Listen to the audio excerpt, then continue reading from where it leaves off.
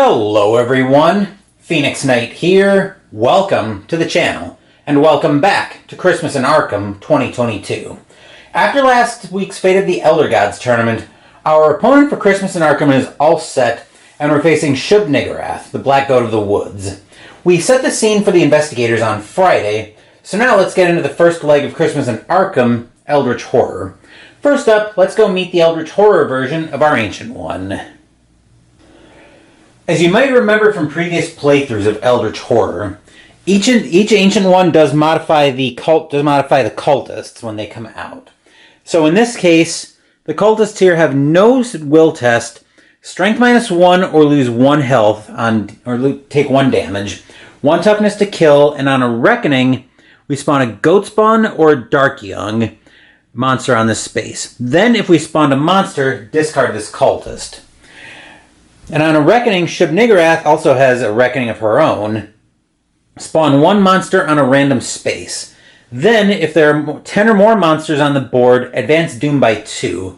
Actually, I'm going to grab a spin down counter, just so I can keep track at a glance of the number of monsters on the board. Let me grab one that's a little easier to read. This one will work a lot better.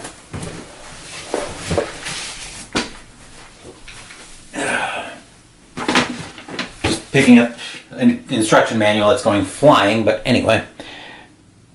There's the die I'll use to keep track of the number of monsters on the board at a glance.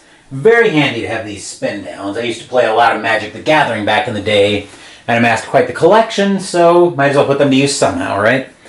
Anyway, when 3 mysteries have been solved, investigators win the game. And then when Shub-Niggurath awakes, we flip this sheet and resolve the Shub-Niggurath Awakens effect on its back. Then some flavor text. During pagan rites, Shub-Niggurath absorbs worthy cultists into her amorphous body and transforms them into Gothenhubad Shub-Niggurath, the goat spawn. From the wildest corners of the earth, her primal brood, the Dark Young, emerged to overwhelm humanity. And the prelude that we're playing with is I randomly shuffled them up. Today we're playing with In Cosmic Alignment. I'll bring this up a little bit closer so you can see. The stars are right. The words chill you to the bone, not because they were written in blood by the black-robed man that now lies dead before you, but because of their implication.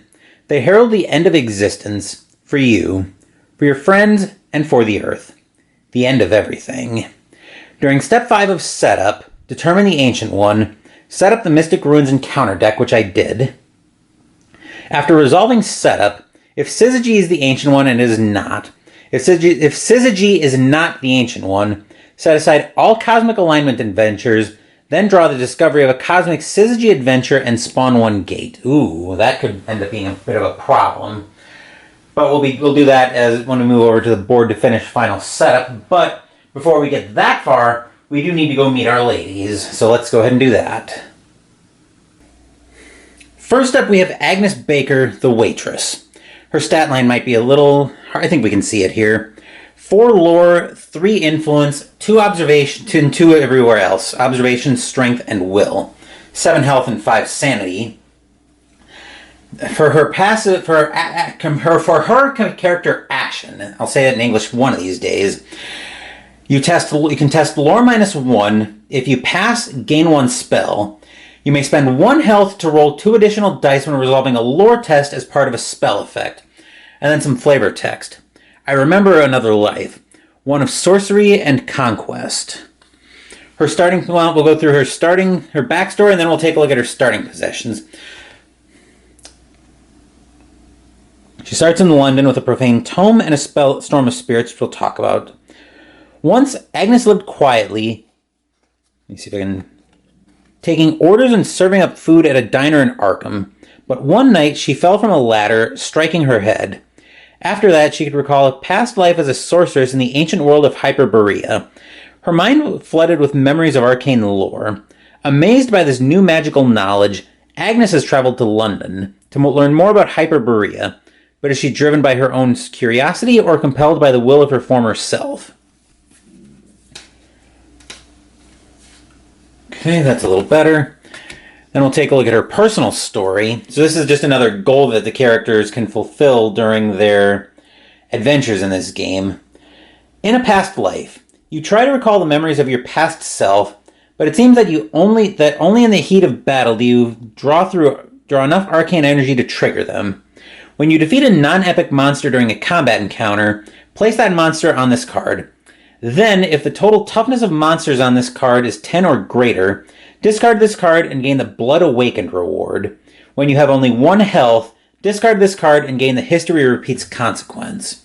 So it looks like Agnes is going to be our primary monster puncher, but we need to get her some... I think we need to get her some will pretty quick. But anyway, we'll get a little bit of help with that with her asset, the Profane Tome. You may reroll 1 die when resolving a will test during a combat encounter. Come on, get back in there. There we go. Then she does have a spell as well. She's got Storm of Spirits. When resolving a combat encounter, you may resolve a lore test in place of the strength test using the same test modifier. If you do, flip. So Agnes will probably be primarily using spells to fight, but anyway, that will do it for Agnes. Now let's move over to our next investigator. Next up, we have Jenny Barnes, the Dilettante. 1 lore, 4 influence, 2 observation, 3's on strength and will. 7 health and 5 sanity like Agnes. Her component action: you or another investigator on a city space may perform an Acquire Assets action and gain +2 influence during that action. Once per round, when you or another investigator gains a debt condition, that investigator may discard that condition. So when you hear me start throwing around the term debt wipe, I'm talking about Jenny's passive there, where any one investigator can discard a debt condition once per round. So basically, she calls in a favor with Daddy, and he pays for it. But anyway, let's go through her backstory, her personal story, or not her backstory. Then we'll talk about her personal story. She starts on the Caribbean. I'll point everybody out when we actually move over to the board. Born to wealth and privilege, Jenny has spent most of her young life in the most fashionable nightclubs around the world, but her life of decadence came to an abrupt halt when she received an ominous letter from her sister Isabel. In the letter, Isabel reported being followed by mysterious men wearing hoods and robes. When Jenny investigated, she learned that her sister had been kidnapped to an island in the Caribbean. Jenny will use her wealth and international connections to find Isabel and punish the men who took her. I think that will actually serve as a very nice segue into Jenny's personal story. Search for Isabel. Izzy is a smart girl. She's okay. At least, that is what you keep telling yourself. Still, you have to find her, and fast. When you gain this card, place 3 random clues face up on this card. After resolving an encounter on one of those spaces, discard that clue. Then, if there are no clues on this card, discard this card and gain the Isabel reward. When Doom advances to 6 or lower, discard this card and gain the Too Late consequence. So we'll go ahead and grab the 3 clues that Jenny is going to need. Got the clue bag right here.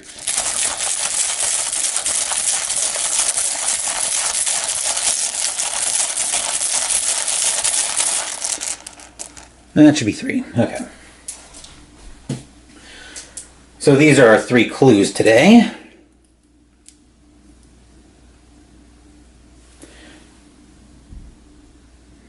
So we have Space 4, the Heart of Africa, and Space 9. By the way, before we go any further, these are not the clues that came with the game. The clues I have with the game are very well worn. These are actually from a store called Buy Your Command on Etsy, and I'll provide a link to their store in the description down below. And then similar to this, we'll go ahead and, when I move over to the board, we'll point out where Jenny's personal story is. I'm glancing at the board, and I don't like how scattered it's going to end up being, but I'm getting a little bit ahead of myself on that. Anyway, starting possessions, Jenny starts off with a ship ticket, which we'll use to advance, we can use to move along a ship path for an extra move. So we get 1 move for free in the movement in the action phase, and then you spend ship tickets for additional points. Then her starting possessions are She's got Fine Jewelry, where she can add 1 to the result of a die when performing an influence test during Acquire Assets. And she's got a 25 automatic.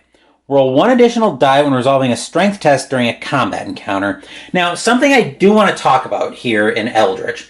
For anybody who might have played Arkham Horror 2nd Edition before, you know you can hold up to 2 hands worth of stuff. The stat bonuses work a little bit different in Eldritch Horror. So if you have multiple items that give you, say, plus strength during a combat encounter, you only get the greatest of those. But so if this said +1 and we had something else that was like a +4 or something, we'd only get the +4.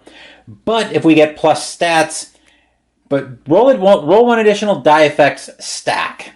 So we can use all of those if we have multiples of those coming up. But anyway, that minor rambling aside, I'll explain that a little bit more if it comes up during the game. But that will do it for Jenny. Now let's move over to our next investigator. Carolyn Fern, the psychologist, is the next investigator to join the team. I'm going to zoom in here just a touch so we can probably read that. It's a little crooked, but I think it'll work. Anyway, she's our only 5 health, 7 sanity investigator on the team. Her stat line: 2 lore, 3 influence, 2 observation and strength, 4 will. As a component action, you or another investigator on your space may discard a madness condition and/or perform a rest action. When you or another investigator on your space performs a rest action, that investigator may heal 1 additional sanity. Forgot to look at Jenny's flavor text on the front. My sister was taken. I will pay any amount to save her.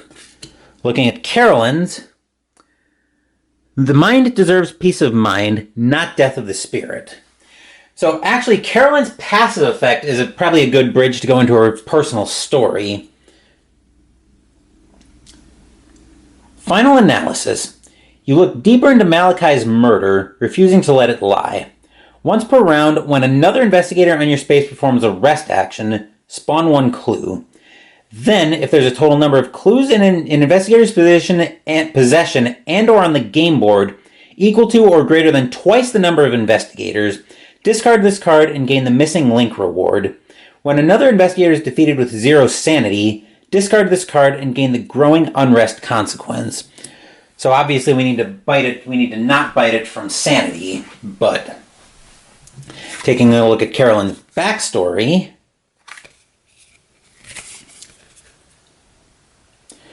when Carolyn Fern's latest patient, Malachi, told her of his troubled nightmares, she never expected that he would turn up dead the very next day, murdered by the very weapon of which he dreamed. A gifted psychologist and skilled in the art of hypnosis, Carolyn has been following clues Malachi left in his diary across 2 continents. Convinced that Malachi's death is in some way connected to the growing unrest in the world, she is determined to uncover the truth that lies behind the murder of her former patient. You might be seeing extra text on the right-hand side. Those are encounters that hopefully won't come up later in the game, but we won't know that for sure. Anyway, Carolyn's starting possessions, she leads off first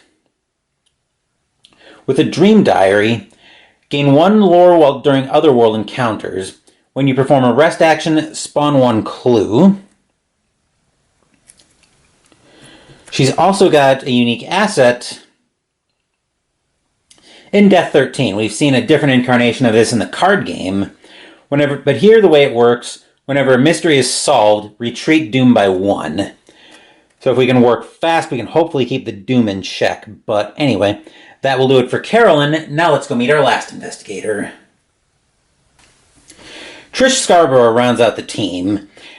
She's got 7 health and 5 sanity, 1 lore, 3 influence, 4 observation, 3 strength, 2 will. Component action: if you don't have any clues, gain a clue.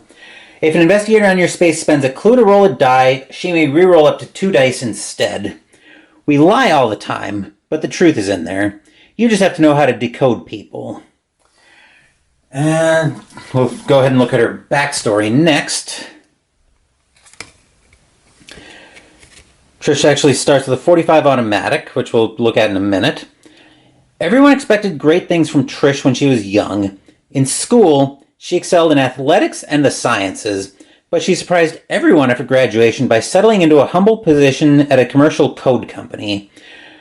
What almost no one knows is that this particular company is a front for the Bureau's code-breaking agency, the Black Chamber. Now she finds herself in the city of Krasnoyarsk, meeting another agent who has important information about an impending threat from a world beyond our own. Oh joy. And then speaking of code, Trish's personal story talks about that. Cracking the code. Letters and numbers flash and rearrange before your eyes as you scan the cryptic message. Transpose this to here, substitute and adjust by the previous character. The truth of the words might be a mystery to you for now, but they will not be for long. They never are. When a mystery is solved, discard this card and gain the Breaking the Limits reward. When Doom advances to 6 or lower, discard this card and gain the Shadows consequence.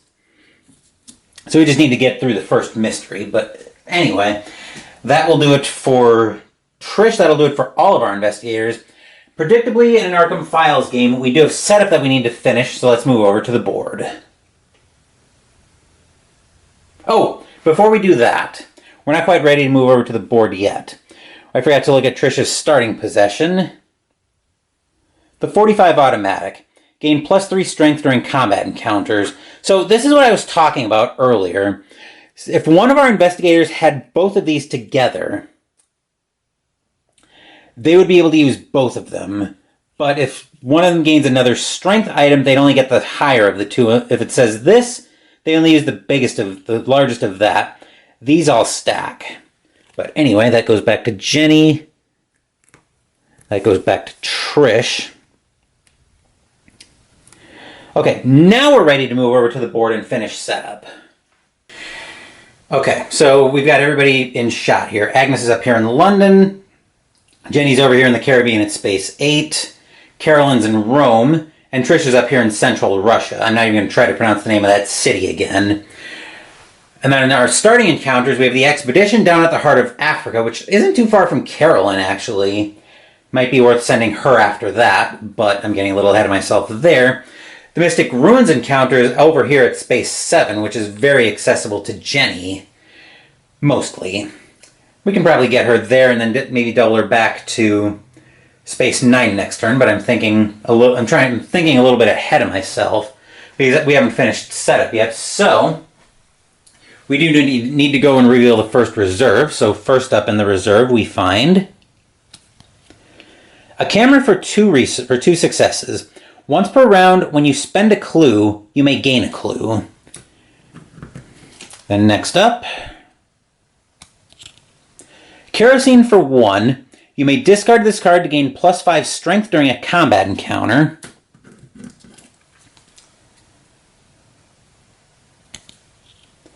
A willful aristocrat for 4 successes. Gain +1 influence and +1 will. You may reroll 1 die when resolving an influence or will test. And a vampiric talisman for 2 successes. Gain +2 strength during combat encounters. When you defeat a monster during a combat encounter, gain 1 focus. That could be something we might try to move over to a monster puncher, but once again, I'm getting a little bit ahead of myself there. So, spawn the number of gates indicated on the reference card. So we have our first gate coming up. We have Relay Space 3. We need a monster with it.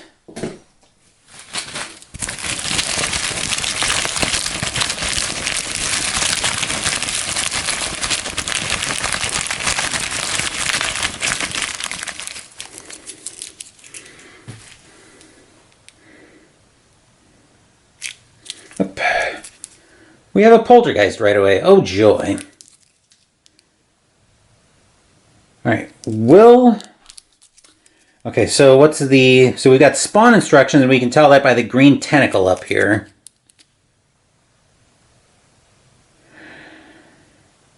Will -1, you need 3 successes to not lose sanity. Strength -1, need 0 successes to not lose, so basically don't lose health on this one.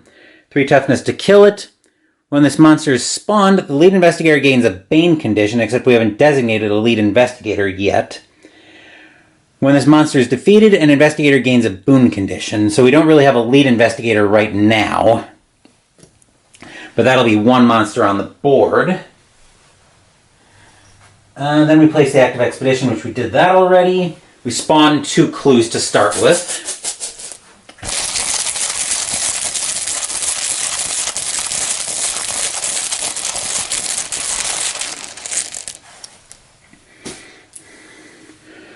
So our first 2 clues are taking us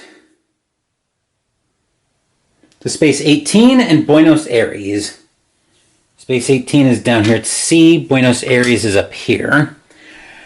And then we need our first mystery. So these are the mysteries. We'll give this a quick shuffle.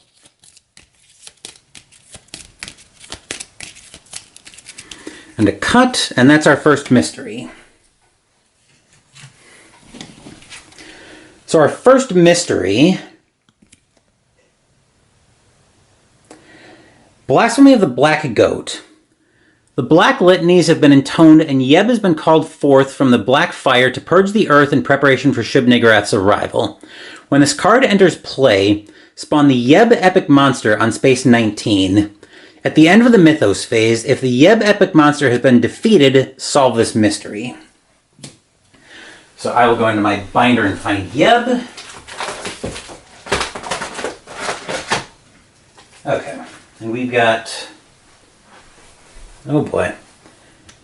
All right, Yeb. It's got spawn instructions, which I'll get to in a second. Will -1, need 3 successes to not lose sanity. Strength -2, need 3 successes to not lose health. When this epic monster is spawned, spawn 2 monsters on this space. Toughness is equal to the investigator's +2, so we need 6. That's going to be fun. So we're going to be up to 5 monsters already starting this. That is gross. So the reason we're going to be up to 5 monsters shortly is because we spawned 1 with the gate. Yeb is another monster, and she'll bring 2 more with her.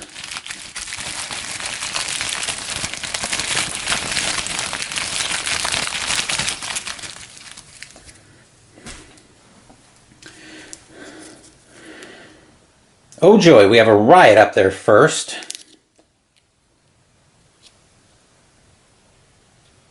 Alright. No will test. Strength -3, you need 3 successes to not lose health, 3 toughness to kill it. Before resolving the strength test, you may attempt to disperse the mob. Influence -1. If you pass, discard this monster. And we have a Wraith. Oh, fantastic. Will -1, need 2 successes to not lose sanity. Strength -1, 2 successes to not lose health. 3 toughness to kill it. When this monster is spawned, the lead investigator gains a cursed condition, except once again we don't have a lead investigator yet. And when this monster is defeated, an investigator may discard a cursed condition. So that's our first mystery. Space 19 is a very happening space. But we also need to spawn another gate because of the because of the prelude. So our next gate up is Shanghai, which gets a monster with it as well.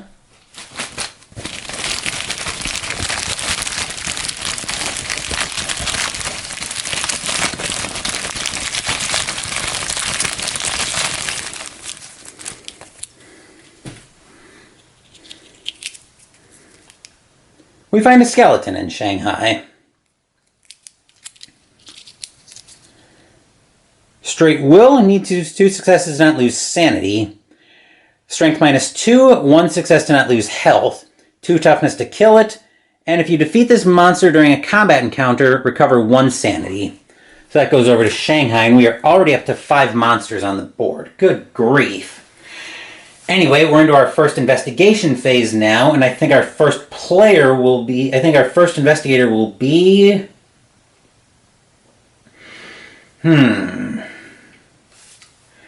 Well, we don't really need research encounters right now. I think we'll go to Jenny first as our first player. So let's move down to space 8.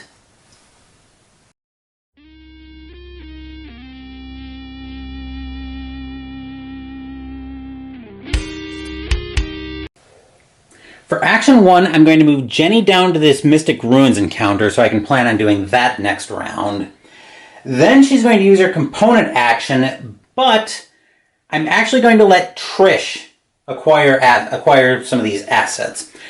I'm going to have Trish do it, because I'm going to, as crazy as this sounds, there's a possibility that we might be able to do at least some serious damage on this mystery right away. So yeah, we'll have Trish perform and acquire assets. So we're actually using Trish's influence of 3, but remember, because we're using Jenny's component action, it's a +2. We've got the dice tower and shot.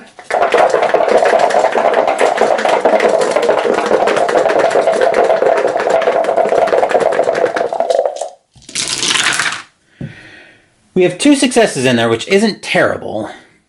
So now we can tip the camera down and zoom out just a touch to get to the reserve. So Trish has got 2 successes, effectively 4 if I want to use the debt wipe right away. And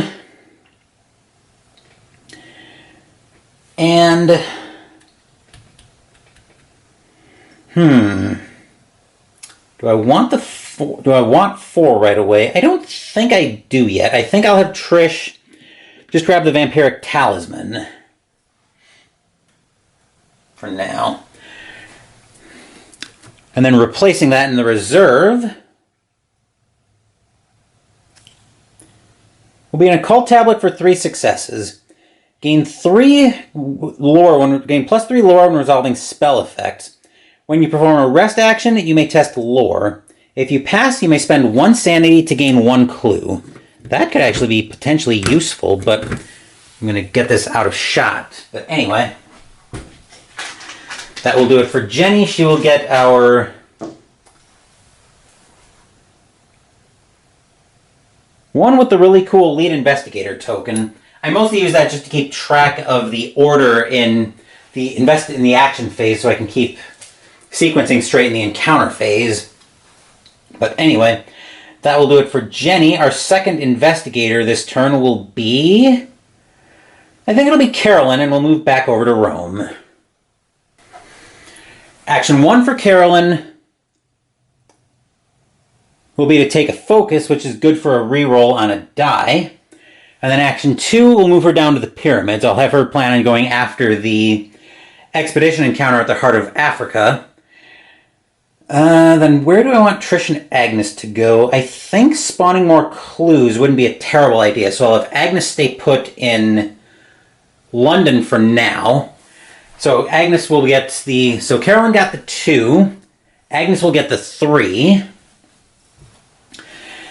So what do we want to do here? And I'll give Trish the 4. So what do we want to do here? I think I will have Agnes get a focus as well.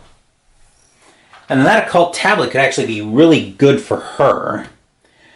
So I'm going to have her try to acquire assets and try to get that.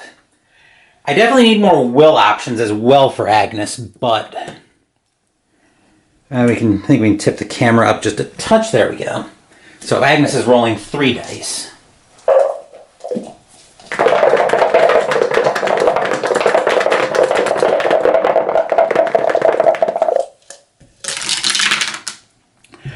One success, which would give me access to the debt wipe if I want to get the Occult Tablet, and I think I do.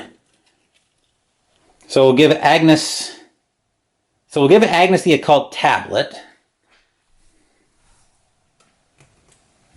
And then replacing that, come on, there we go. And replacing that, Forbidden Text for 2 successes. Gain +1 will and +2 will during combat encounters. That probably needs to move to a Monster Puncher as fast as we can get it over there. But anyway, That will do it for Agnes. Now what do I want Trish to do? I think for now, Trish is going to take a focus and a train ticket. I might try to start working somebody over to Tokyo so we can maybe do a little bit of work on that space. Actually, getting Jenny ship ticket. With a ship ticket, Jenny could get there if I want to give up on her personal story. But anyway, that will do it for the action phase. Encounter phase next, and let's go say hello first to Jenny.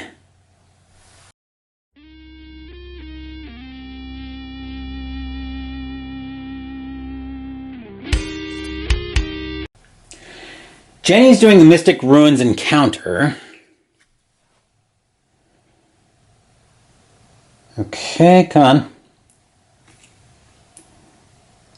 Chichen Itza. Men dressed in the skins of jaguars challenge you to play a traditional Mayan hall game. That's ball game. Resolve the pass effect to play the game, or resolve the fail effect to reject the challenge. Passing the game, playing the game is probably strength. What do I think rejecting the challenge is? Rejecting the challenge could be almost anything else. We get to be subjected to a mental assault that would require will. They're persistent, which could require an influence test. Or some kind of ancient spell, which would be a lore test. Let's go... Might as well just play the game, I think. Because the only ones I trust there would be anything that involves resisting. So yeah, we'll just play the game.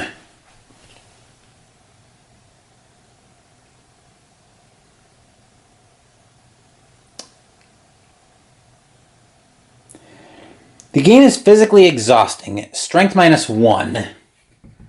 Alright, so her strength is 2. We'll bring the dice tower back in shot.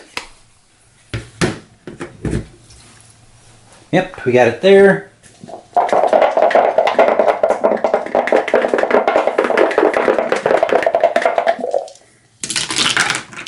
And we've got 2 passes in there. Nicely done, Jenny.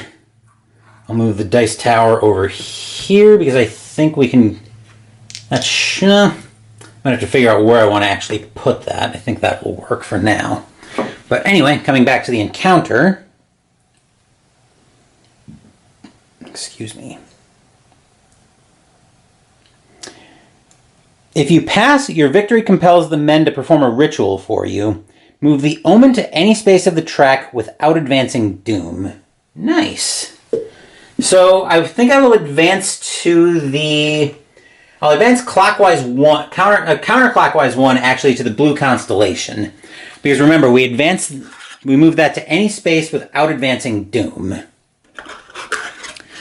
So then that moves the Mystic Ruins encounter to space 21, way out in the middle of nowhere in northern Australia. But anyway, that will do it for Jenny. Now let's move toward the center of the board where we've got nothing happening right now, actually. We have Carolyn, Agnes, and Trish here, all in shot, so we'll go ahead and do all 3 of them right here. Carolyn's up first. She's having a generic wilderness encounter.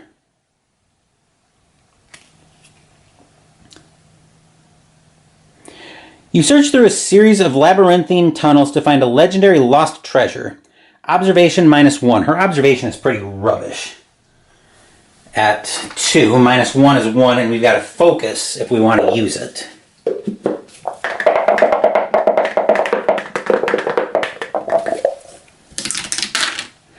Which I think we will, because I did get a glance at the prize. But we fail. That's unfortunate.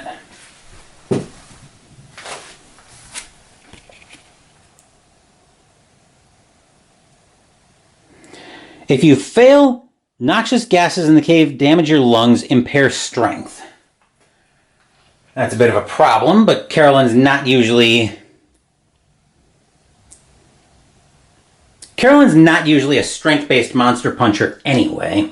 Fortunately, the impairment on her strength can't go below 1, so she's at least somewhat safe there. Then Agnes was 3, she's up in London, so we'll do her encounter next. A seminar from a visiting professor reveals dark truths. Spawn one clue. Clue bag is right here.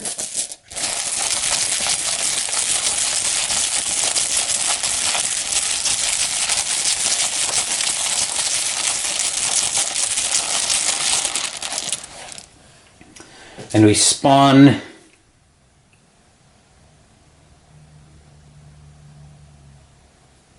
at space 5, which is over here in North America. Coming back here.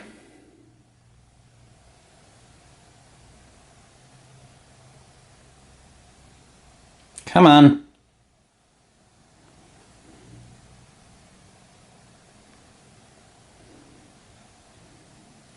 This thing does not want to focus today. You try to meet with him. Influence. Agnes's influence is 3.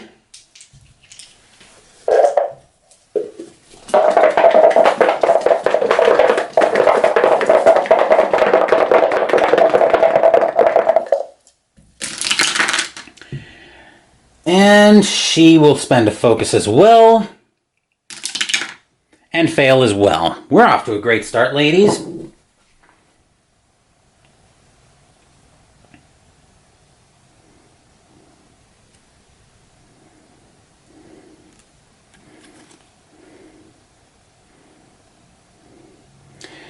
If you fail, he thinks you mean him harm and attacks you. Lose 2 health. So Agnes goes down to 5 health. She's not completely busted up yet, but she's not real thrilled either. And then Trish is still on her starting space, so she gets a generic city encounter.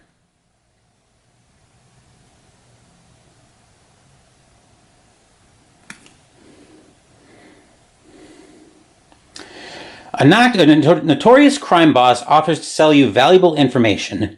However, his asking price is more than you can afford. You may gain a debt condition. If you gain the condition, he shares what he knows. Gain 1 task unique asset. No thank you. I've never really liked task assets personally, but that's just my opinion on them. But anyway, that will do it for the encounter phase. Now let's move back up top for the mythos phase.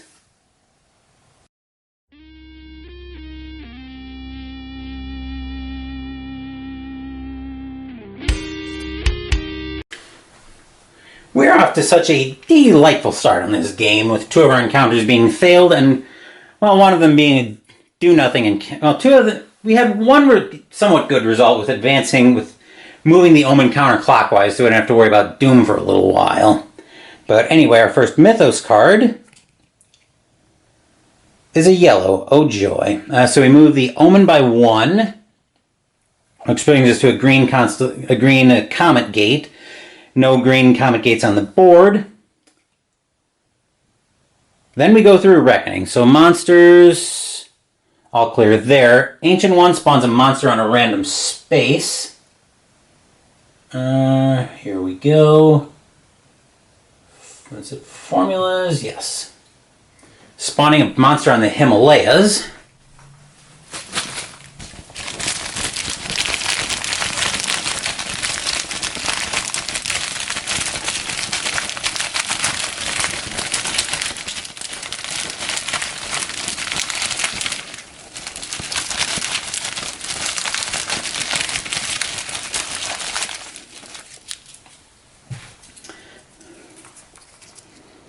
And we find a zombie at the Himalayas. It's got a Reckoning, but we'll talk about that in a minute. That doesn't happen here. Straight Will, need 1 success to not lose sanity. Strength -1, 2 successes to not lose health. 2 toughness to kill it. And on a Reckoning, spawn the Zombie Horde Epic Monster on this space. If you do, discard this monster, which is out basically in the middle of nowhere. Let's see. Then if there are 10 or more monsters on the board, advance Doom by 2, which there are not. So 1, 2, 3, 4, 5, 6. So we're up to 6 monsters already. Good lord. So those monsters, Ancient One, we have no Mythos cards in play and no possessions and conditions. So now we spawn a gate. And our next gate is Atlantis Space 8. So where Jenny left. We'll be up to 7 once we get the new monster out for the gate.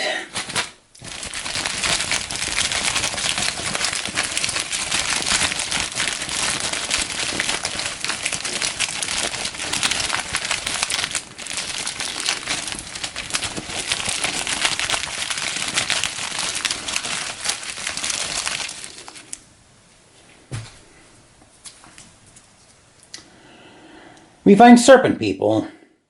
It's got spawn instructions. When this monster is spawned, move it to the Amazon and it had a reckoning. Roll 1 die. On a 1 or a 2, the nearest investigator moves 1 space toward this monster. Straight will, need 2 successes to not lose sanity. Strength -1, need 3 successes to not lose health. 2 toughness to kill it. So it goes to the Amazon. Okay, gate's done. So now we come back to the event of the card. Or the text on the card. Just as you begin to believe that all the pain and stress you went through is behind you, the stitches on your wounds tear open, sweating and bleeding. You find yourself just as hurt and afraid as when you were at your worst. Old wounds, event. Each investigator may discard any number of improvement tokens, then loses 1 health or 1 sanity for each improvement token she has. Which fortunately does nothing for us right now because we don't have any improvement tokens. So that brings us into a new investigation, a new action phase, I should say. And I think we're actually going to mix it up a little bit. We're not going to mix up our first player, though. Our first player is still going to be Jenny.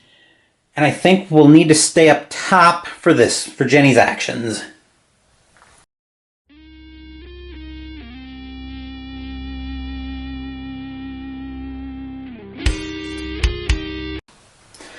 For action 1, Jenny will get a ship ticket, and then action 2, she'll spend both of them to move all the way, move up to San Francisco, first ship ticket to Space 2, second ship ticket to Tokyo. Try to get some of these monsters under control. Anyway, that will do it for Jenny. Now let's move down, and our second player will be Carolyn. So we'll zoom in on Carolyn. Carolyn will get her focus back, and then she'll move down to the heart of Africa, as we're planning to do that expedition this turn. Anyway, that will do it for Carolyn. Now let's move over to Agnes, I think. Agnes is going to get her focus back for action 1. Then for action 2, she's actually going to test lore -1 to draw a spell if she passes. Actually, better idea than that. We can probably start building up her spells once we get her... I want to get her this forbidden text while I have the opportunity to do that. Which I'll probably, knowing my rolling today, I'm probably going to need the debt wipe for that.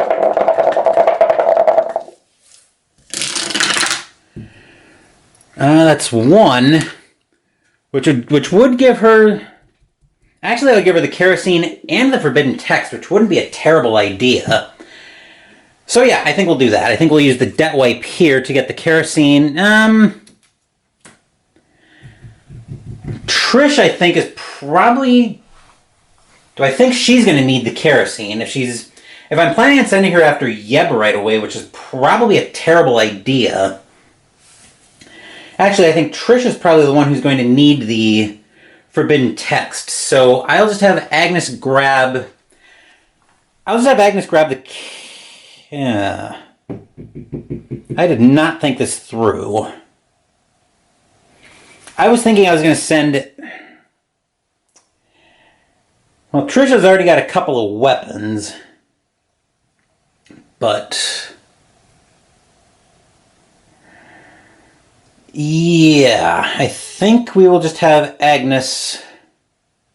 I think I will have Agnes just grab the kerosene, mostly so I can keep the reserve cycling. And then replacing that...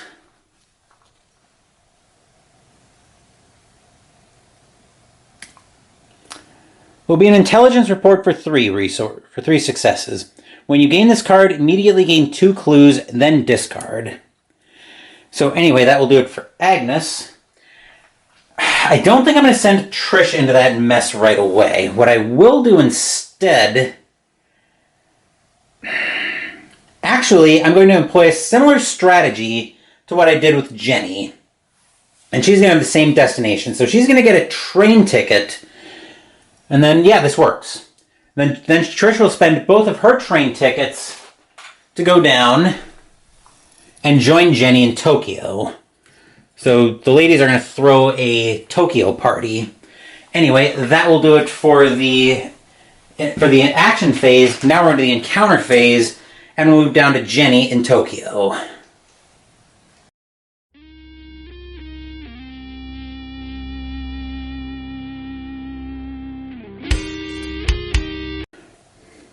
We have both Jenny and Trish shot. I don't think doing their encounters slightly out of order will impact anything, but I'm not going to take a chance on it. So we'll just do this by the book. So Jenny in Tokyo.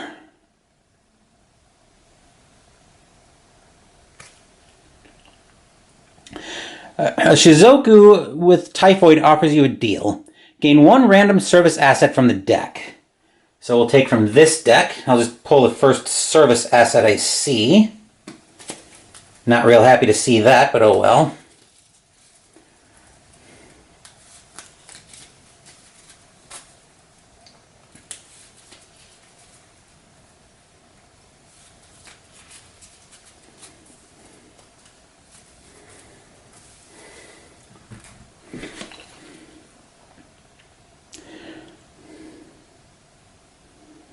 When you gain this card, immediately gain 2 talent conditions, then discard 1 talent condition and this card. Let's see, so good condition. Our first talent condition is Studious.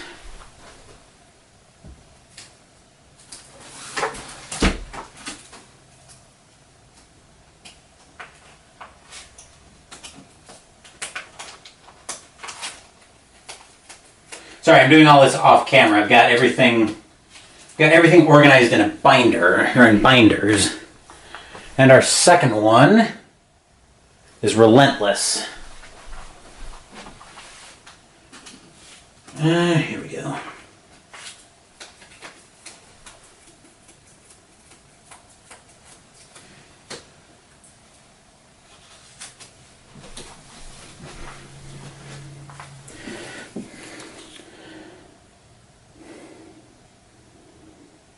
So first up is Studious. As an action, test Will -1. If you pass, improve a skill of your choice, then flip. Relentless. When resolving a strength test during a combat encounter, you may reduce the monster's toughness by 1 to a minimum of 1 during this encounter. If you do, flip. Where do I think I'm doing more with Jenny? I think her will's actually decent, so I'm going to have her grab Studious, especially if I go with the willful, especially if I end up having her grab the willful aristocrat at some point. So that's discarded, and that goes to Jenny. And then we will continue on the encounter.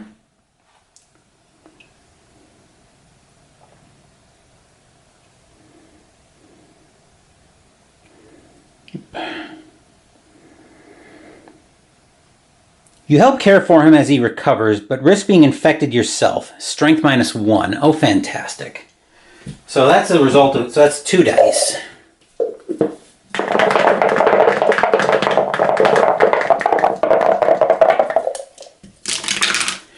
But there's a pass in there. Nicely done, Jenny.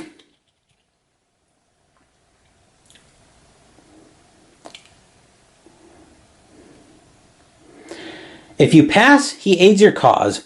1 monster of your choice on any space loses 2 health. Oh, what do we want to lose? Or what do we want to have lose 2 health? That would just kill the serpent people that's on the Amazon. Skeleton's got 2 health, but that's probably accessible now. 3. I think we just work on Yeb at this point. I think we just work on our mystery. So 2 health there. That can go to the bottom of the deck. Then that will do it for Jenny. Now let's move down to Carolyn in the heart of Africa.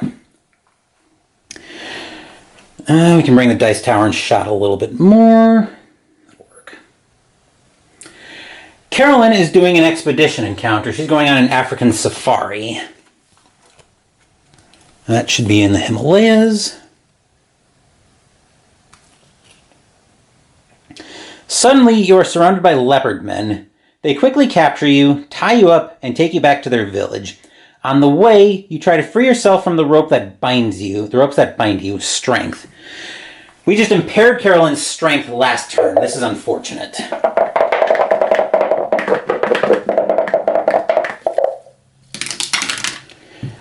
We'll spend the focus. And fail.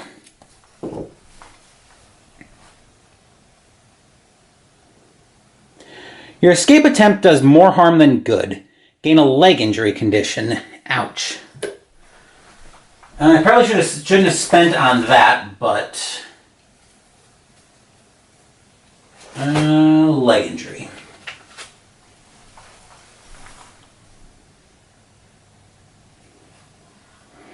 When you perform a rest action, you may roll 1 die. On a 5 or 6, discard this card. Reckoning, test strength. If you fail, flip.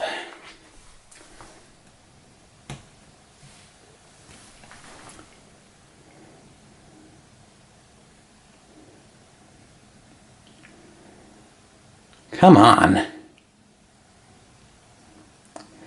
You try to convince the leopard men that you are a messenger from their god, Influence. Okay.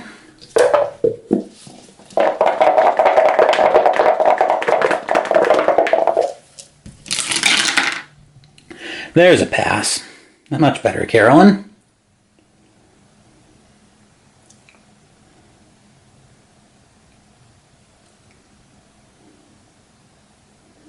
If you pass, they let you go. Gain 1 artifact. Nice. And then the expedition actually moved to the Himalayas, but Carolyn gets our first artifact. She finds...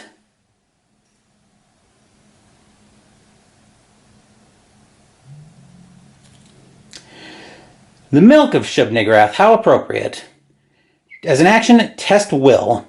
If you pass, you may spend 1 sanity to recover all health and improve strength twice, but then a monster ambushes you.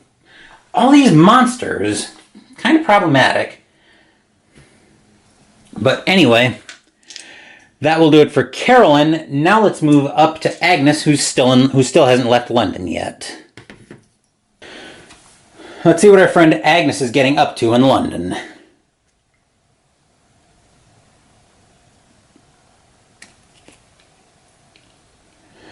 The leads you have been hoping to question are in danger of becoming trapped in the underground railway for the duration of a vicious blizzard. You wish to question them, but worry that you will become stranded in the snowstorm as well. You may become delayed to gain 2 clues. Ooh. Become delayed and just gain 2 clues. Yeah, I think we will go ahead and do that. So I'll put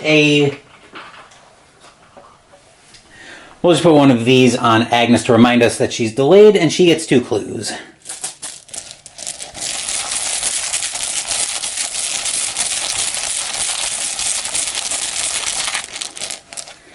And we've got our 2 clues, so those can move right over to Agnes. And then that will do it for Agnes, so let's move back over to Tokyo and see what Trish is getting up to. Jenny and Trish seem to be enjoying Tokyo this time of the year, but let's see what Trish is doing there. A strange man in the charred robes of a monk offers you help in exchange for knowledge. You may spend 1 clue to convince the black monk to assist you and discard 1 monster of your choice from any space. Unfortunately, Trish doesn't have a clue because she wasn't able to get one to get there, but That's unfortunate. So anyway, that will do it for Trish. That will do it for the encounter phase. Let's move back up top for the Mythos phase.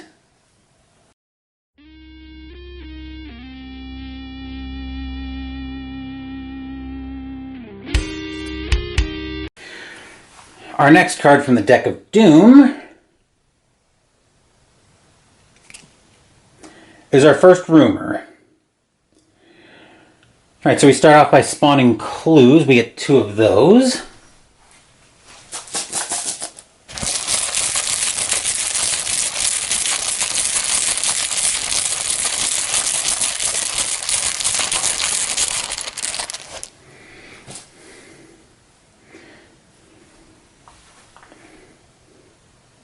Tokyo and San Fran.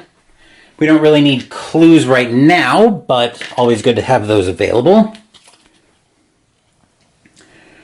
Marker in Shanghai, and we'll get 4 Eldritch tokens for this card. Dozens of opium addicts have been discovered trapped in a catatonic state. Their minds are now conduits between reality and the world of dreams. Dreams of lands beyond. Ongoing rumor. As an encounter, an investigator on Shanghai may attempt to free the victims from their catatonic state before dreams and reality become one. Observation. If she passes, she may spend clues equal to half the investigators to solve this rumor. When there are no Eldritch tokens on this card, spawn gates equal 2 plus investigators, then solve this rumor. On a reckoning, discard 1 Eldritch token from this card.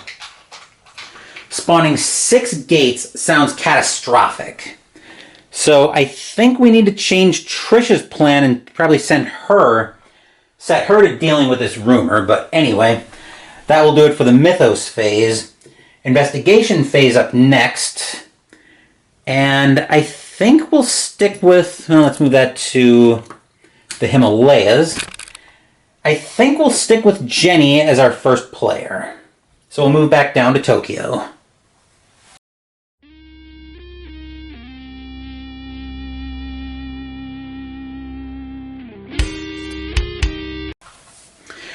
Jenny, for action 1, will grab a focus, and then she'll use her component action on herself. So she's going to roll 6 dice. Mostly I'm going to work on clearing the reserve. I'm going to do a little bit of work on clearing the reserve here if I can.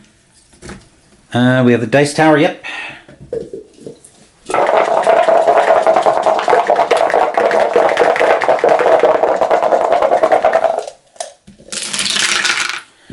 Let's see, we have 3 successes in there, and I can actually add 1 to the 4 to turn that into a 5, and I've got 4 successes.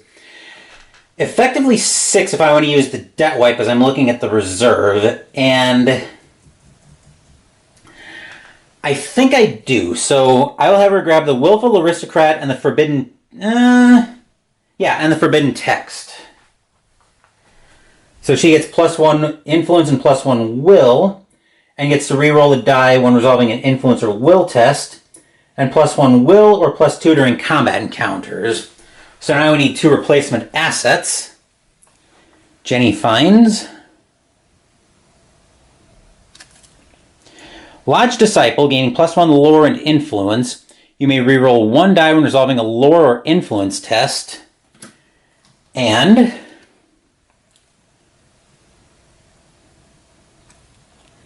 Medical Journal for 2. You may reroll 1 die when resolving a Strength test as part of an illness or injury condition. When you perform a rest action, recover 1 additional health. Let's see. I think we'll make Trish our second player since we're right here. She is going to gain a clue because my plan right now is to have her encounter... the clue so I can go deal with this rumor right away.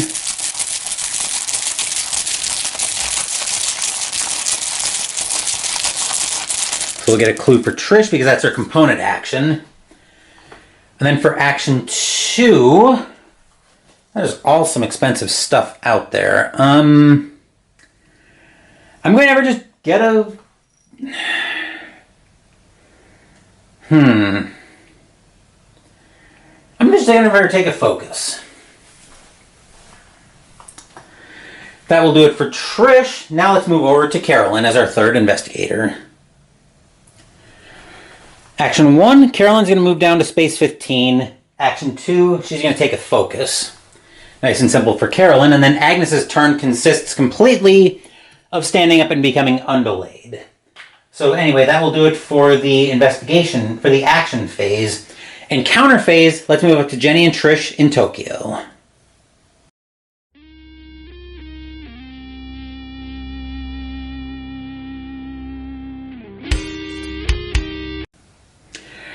I was initially thinking of having Trish encounter that clue right away, but we only have one more yellow in the deck, and then we have a little bit of time problem. We only have one more yellow in this first stage of the deck. So I don't think we're in too big a rush right now on that rumor, I don't think, especially since it just came out last turn. And the opportunity to be able to just potentially solve the mystery outright this turn, if both Jenny and Trish are able to pass their encounters, I think it's too great to pass up. So I think Jenny will encounter Tokyo.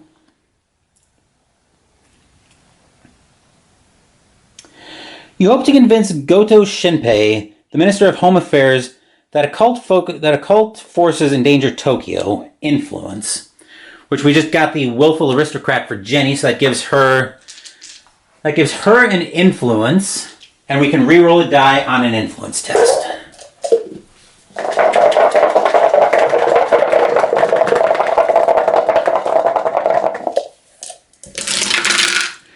Which we do not need because we do have a 6 in there.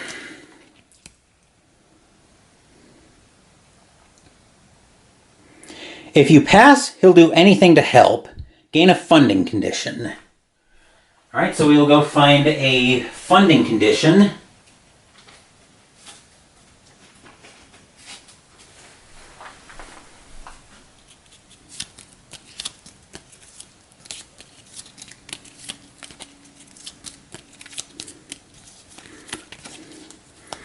And there's our funding condition, which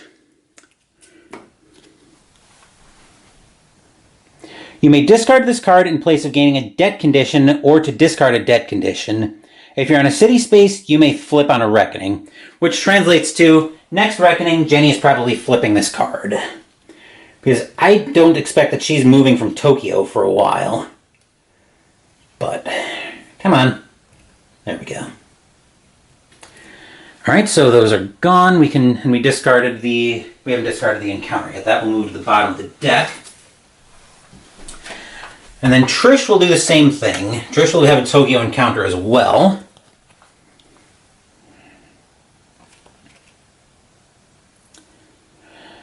A monk in tattered green robes teaches you to draw the emerald mandala. You can use it to ward off evil or to speak to the Emerald Llama. Choose one. One monster of your choice loses 2 health, or advance Doom by 2 and gain a Promise of Power condition.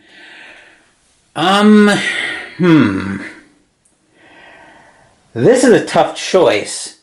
Because now that I'm thinking about it, that zombie on the Himalayas probably should bite it here. Because if we get a Reckoning, that turns into a zombie horde and becomes much more difficult. On the other hand, working on the mystery is not a terrible... Continuing to work on the mystery is not a terrible idea at all, either. But...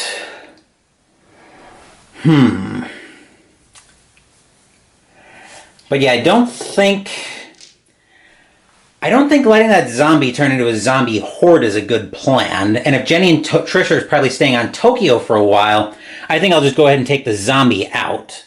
So we don't get surprised with a zombie horde coming on the board. Like I said, as tempting as it is to work on the mystery now, I think Jenny and Trish will be there for a while, so I think we'll just do that. But anyway, that will do it for them. Now let's move down to South Africa with Carolyn. Carolyn's in South Africa, so she gets a generic city encounter.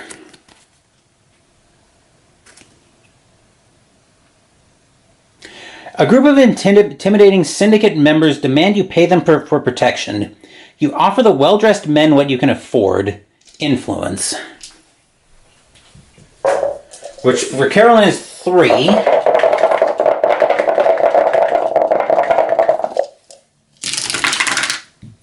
And she passes, which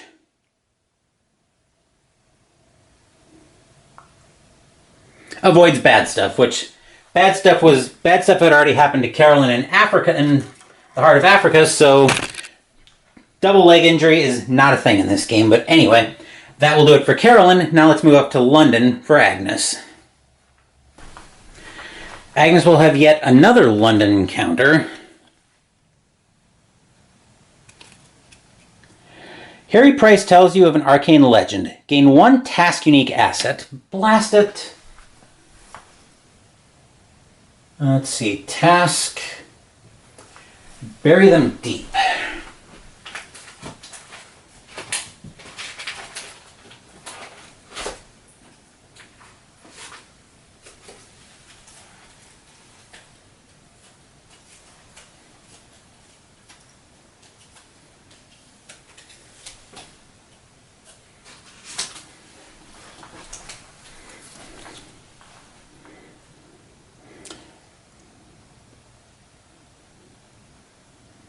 Bury them deep. When a non-epic monster is defeated or discarded, you may spend 1 focus to place that monster on this card, then you may flip.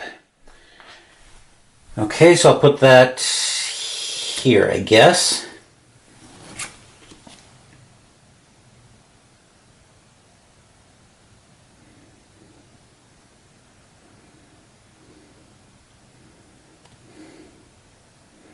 Let me see if I can... I don't want to zoom this out too far. Come on.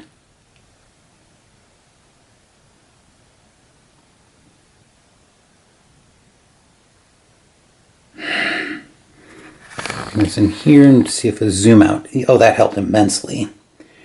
He asks for help investigating the effects of the yellow sign. Observation. Her observation is pretty rubbish at 2.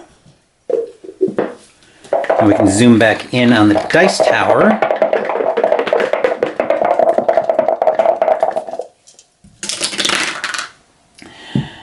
And I will have to fail that.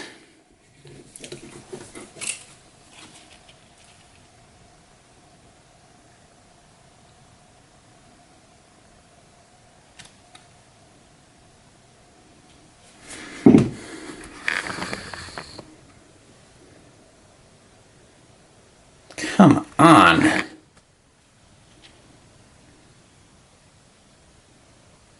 If you fail, you acquire an aura of decay. Impair influence. So Agnes's influence is now down to 2. And then since we had to move back up top to bring that card to focus, let's go ahead and transition into the Mythos phase.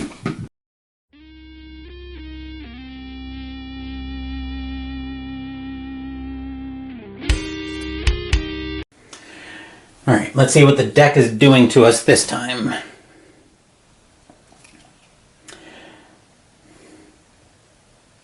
A green card. Okay, so we advance the Omen by 1, which also advances Doom by 1. Then we get a Monster Surge. Then we get a Monster Surge because we have a blue gate. The gate down here in Relay is a blue gate, so that's going to get 2 monsters.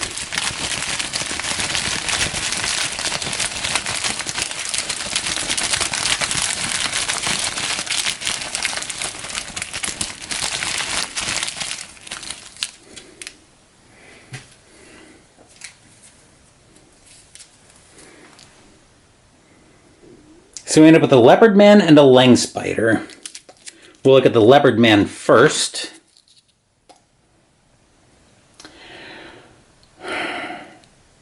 Straight Will, need 1 success to not lose sanity. Straight Strength, 2 successes to not lose health. When this monster is spawned, move it to the Heart of Africa, then search the deck for a Heart of Africa expedition encounter. Shuffle the deck and place that card on top. Great. So the expedition is moving right back to the Heart of Africa. Now that doesn't mesh with our plan.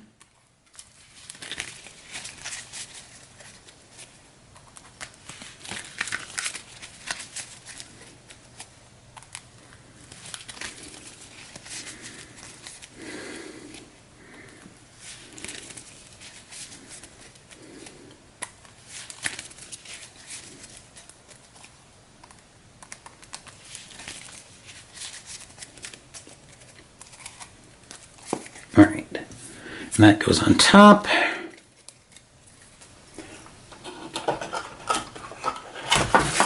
Flip. Ah, come on.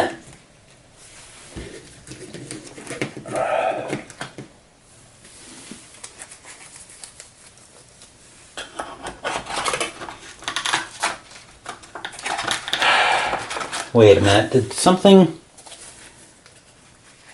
pop out? No. Okay. Nope. Looks like we got the whole deck there. Let's see, that was on space 5, so that's what happened, and that was on first go. Okay.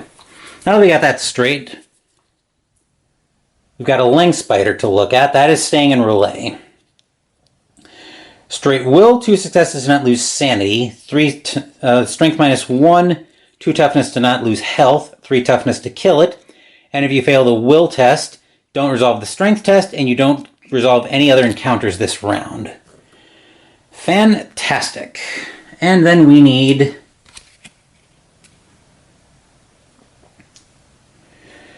two clues.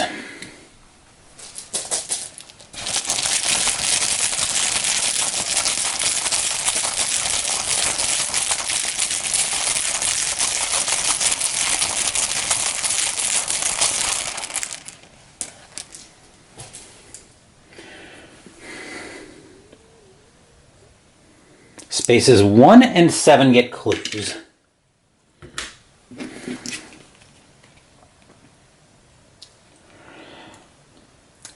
The many sides of your personality are pulling you apart. Words come out of your mouth that you do not recognize. The face you see in the mirror is no longer familiar to you. I am Legion, event. For each talent condition an investigator has, that investigator loses 1 sanity unless she discards that condition. The only one who's got a talent condition right now is Jenny, and she will keep hers because as long as she's not on a city space with anything else going on, she can just keep resting. So 1, 2, 3, 4, 5. 1, 2, 3, 4, 5, 6, 7, 8. So we're at 8 monsters right now on the board. 8, not 9. Alright, so we are into a new action phase. And, what to do. I'm not going to be very likely to get Agnes and Carolyn together to pass off the kerosene. And actually, I probably don't mind Agnes getting pulled toward the leopard people right now. But I would like to get something else for Will into the reserve right now, but... So I know the next card's a yellow coming up. Question is, do I deal with it? I guess the question is, what do I do with that information? Do I just let it go, or do I try to work on the mystery again with Jenny and Trish? Maybe Carolyn, but I can't get her up there this turn to help out, but... Anyway, I wouldn't mind having a third investigator there, at least for Yeb, but I think Jenny and Trish are probably fine there. Let's see, we got 2 red gates right now. Maybe getting those under control actually probably would be an all-terrible idea right now. So, I'm actually going to make Agnes our first player, and we'll move up to London.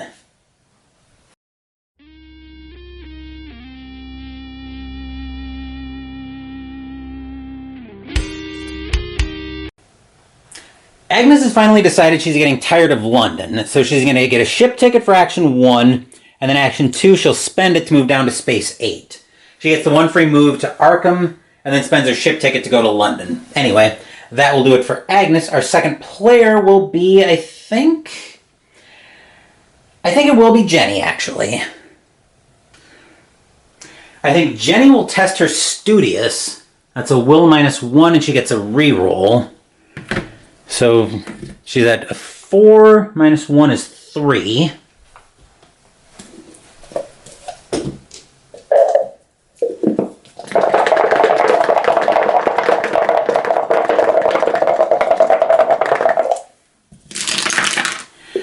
She does get to improve a skill with 2 successes, so I will have her improve her... I'm actually going to have her improve her strength. Actually, I could either improve her strength or her influence, especially if I think I'm going to be trying to acquire assets this turn, and I think I am. So I'm going to go ahead and improve her influence to bring her up to a 5 base, but it's effectively 6 because of the Willful Aristocrat, so we get to flip Studious with 2 successes.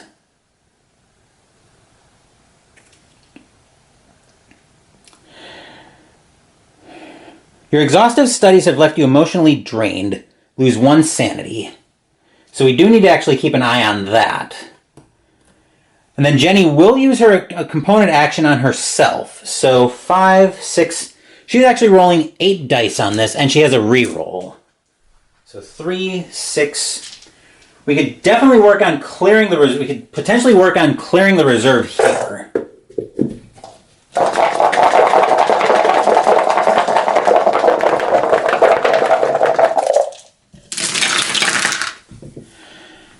Let's see, 1, 2, 3, and I'll reroll this 1. The 4 will become a 5 because of her fine jewelry. We've got 4 successes here. Potentially 6 if I want to call in a favor with Daddy. Well, I think that will actually get Jenny the Lodge Disciple with the idea that I'll eventually pass one of these allies off to Trish. The question is, which one do I want to pass? The question will be, which one do I want to pass off? And then replacing that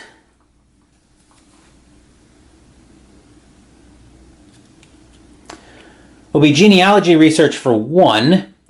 When you defeat a monster with toughness 2 or more during a combat encounter, you may examine that creature's remains. Observation. If you pass, gain 2 clues and discard this card. Let's see, so improved and acquired assets. Trish will be 3rd because she's right there. She's got a focus and a clue. So actually I think she's going to trade. I will give her the... I'll have Trish actually trade the Vampiric Talisman to Jenny.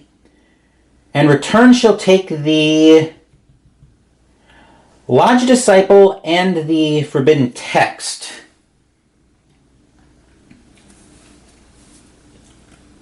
Just start working on stat boosts. And then from here, Trish will take a ship. Actually, she'll take a resource, because I don't think Trish is likely to be moving anywhere for a while. And that will do it for Trish. Carolyn will be our last investigator, and we'll move down to South Africa. The reserve isn't great right now, so I think for Action 1, Carolyn will get a focus, and Action 2, she'll get a ship ticket. Mostly so I can start getting her moving toward clues next round, but anyway, that will do it for Carolyn, that will do it for the investigation, for the action phase. In counter phase, we'll move up to Agnes once I change my camera battery.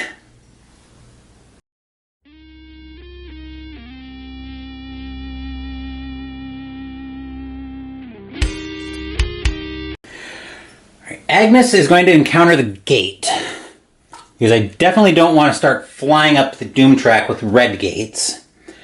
So our first Otherworld encounter is taking us to the future. This far-flung future is much like the lost ancient civilizations, filled with wizards and worship of blasphemous gods. You are told this land is called Zathik. You ask one of the wizards to seal the portal that led you here. Influence -1. Oh joy. And we've ended up impairing Agnes's influence, so this is a 1-die test. These are not usually pretty. Spending a focus. And getting there.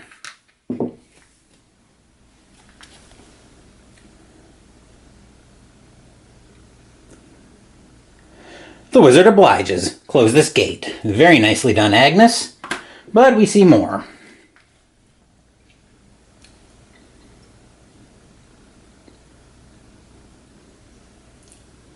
Come on.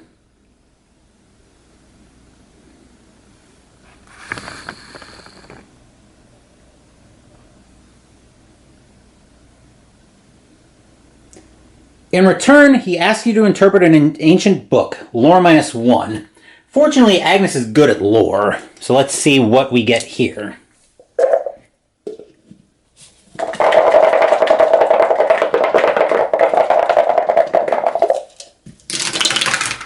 That'll do. There's a 5 in there. If you pass, you recognize the significance of this text. Gain 1 tome artifact. Very nicely done, Agnes. Not only do we manage to close our first gate, but we also get a tome artifact out of it. Now, let's just hope we get something good. Let's see, tome.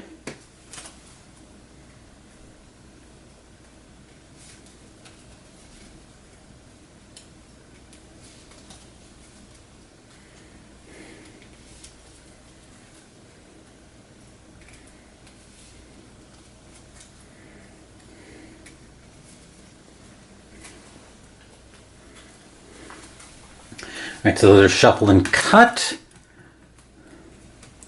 And for Agnes's artifact, we found Dole Chance. When resolving a combat encounter, you may test lore. If you pass, you may spend 1 sanity to roll 3 additional dice when resolving the strength test during that encounter. As crazy as this sounds, I might end up playing the long game and look to pass that off. I've got something of a plan, but it's going to depend on other things to go right. But we'll see how that turns out.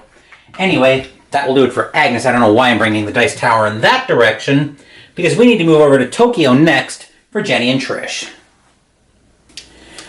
Jenny and Trish are both going to be having Tokyo encounters. Jenny's up first. You hire the OI private detective agency to help fight your war. Influence. Yes, Jenny is actually phenomenal at this. So she's at 5, 6, and she gets a reroll. Plus, she's got a focus that she can use.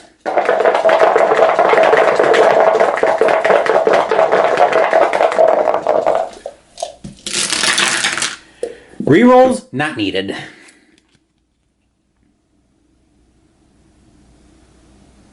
If you pass, their agents go to work. Gain 1 random service asset from the deck, and 1 monster of your choice on any space loses 2 health. So let's find the service asset first. I think I'll go here.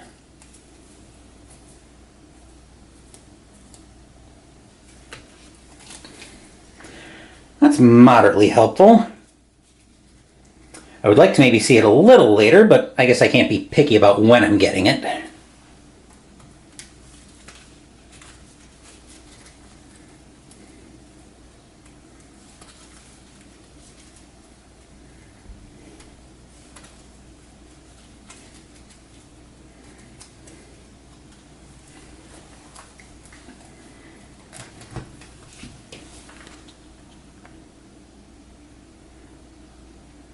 Private care for 2 resources.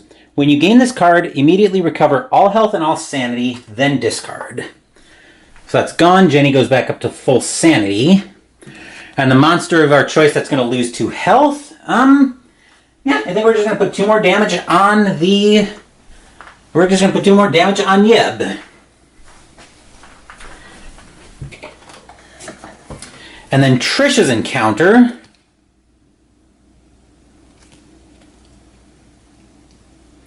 A warlord beseeches you to look into the void in a hooded helmet. In return, he will devote his resources to your cause. You may gain a lost in time and space condition to gain 1 random service asset from the deck and discard 1 monster of your choice from any space. Now, of course, we can't discard the epic monster because it does specifically state in the rule books that discarding does not work on epic monsters. Still... The Leopard Man's tempting, so we can free up the expedition for Carolyn again. Lang Spider is just a pig. The poltergeist is also very much annoying. I don't mind the serpent people potentially pulling Agnes toward it, because we can always hurt a machine gun that out of existence. Taking out the skeleton would free my hand. It would free my hand in Shanghai. We don't have a cursed condition. The riot hasn't been doing much for us. Carolyn would need a weapon, though, if she's going to try to take that leopard man out. I could always send Jenny up to Space 19 to try to deal with some of this the long way, but I think we will go ahead and discard the... Well, Trish will gain the Lost in Time and Space condition. Especially since I think there's a pretty good chance that I can send Jenny up to the... Especially since I think I can send Jenny up to Space 19 to deal with Yeb naturally now. Although that will test is still a little bothersome. But Jenny is at full strength, so sending her up there next turn might not be the worst thought in the world. But anyway.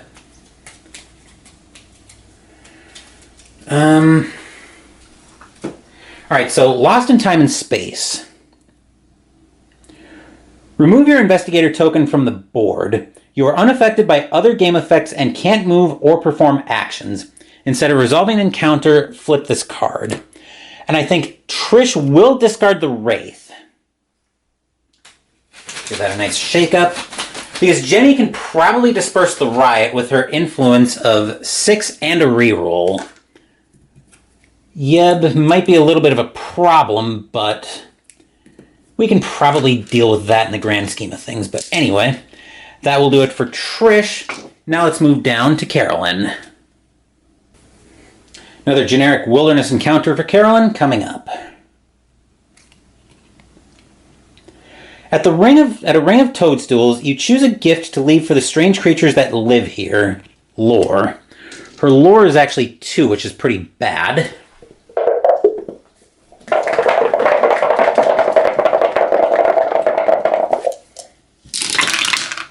But we pass.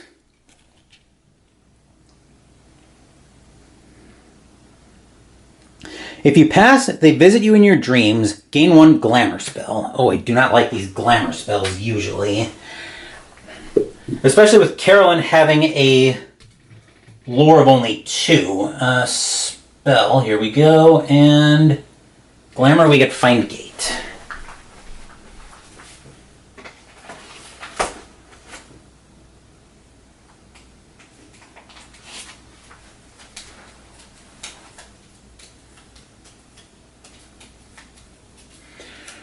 Which we are going to be testing for right away because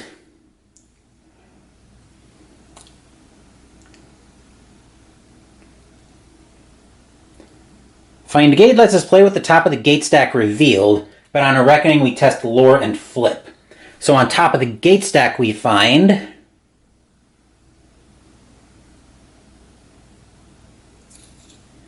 Tunguska is our next gate. But anyway, that will do it for Carolyn, that will do it for the encounter phase. Now let's move back up top for the Mythos phase.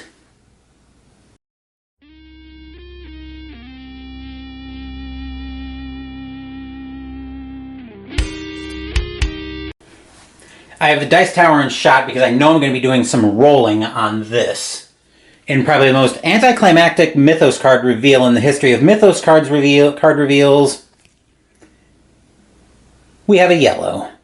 So discard. So Omen moves by 1. We have 1 red gate on the board thanks to Agnes. So Doom advances to 11. Then we have the Reckoning. The only monster on the board that has a Reckoning is the Serpent People. On a 1 or a 2, Agnes moves 1 space toward it.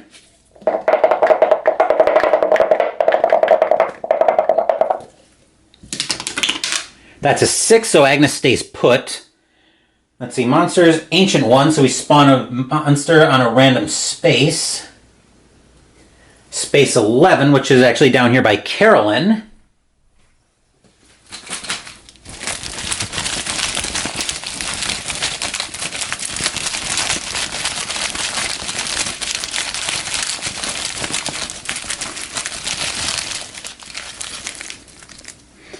we find a deep one, which actually isn't terrible to deal with. Straight will, 2 successes to not lose sanity. Strength -1, 1 success to not lose health, 2 toughness to kill, and on a reckoning, each investigator on this space loses 1 sanity. So that was the... Okay, so we did Serpent People, we just did Shub-Nigguraths. Mythos cards, we take an Eldritch token off of the Rumor. And then Possessions and Conditions. I think the only one... We actually have Jenny's here, so we're going to go ahead and flip her funding, which I thought we were going to do. Mysterious Auction.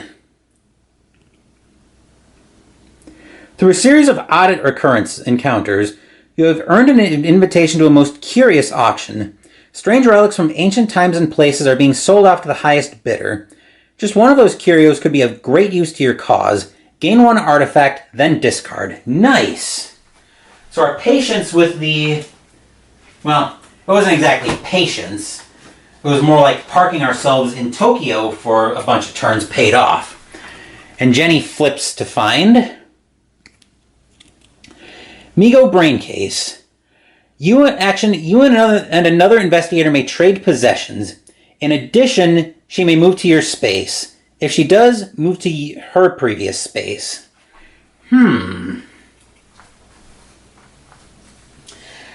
Possibilities there, but I'm getting a little bit ahead of myself there. So that was Jenny. Carolyn's got a couple. So we're going to test colored dice as usual. I'm actually going to go grab the colored dice out of here so I can test both of these in one shot. What do we need? We need lore and strength.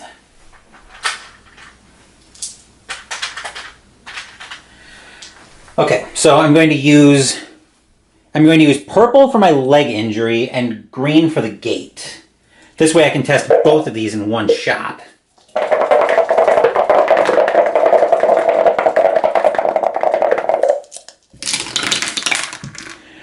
The leg injury doesn't flip. Find gate flips with 1 success.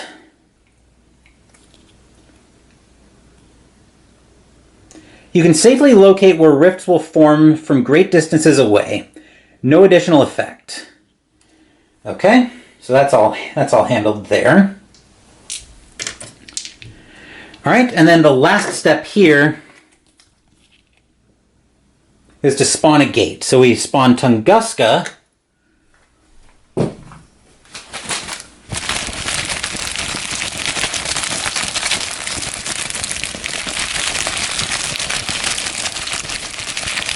And the monster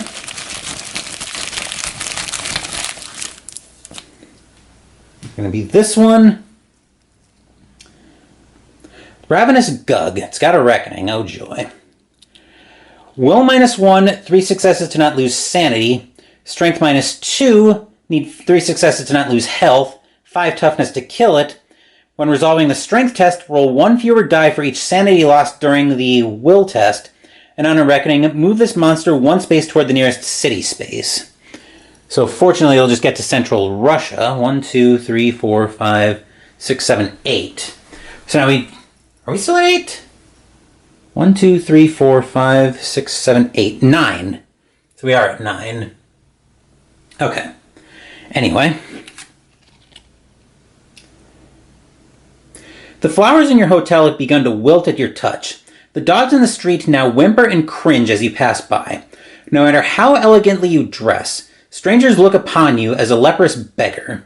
Strange Affliction event. The lead investigator gains a blight condition, and I will flip over the top gate of the gate stack to find gate in a second once I get this blight condition out for Agnes. When you gain this card, discard 1 ally asset. Fortunately, Agnes doesn't have allies. Reckoning. The allies you surround yourself with act erratically and without cause. Flip. Oh joy. Okay. Well.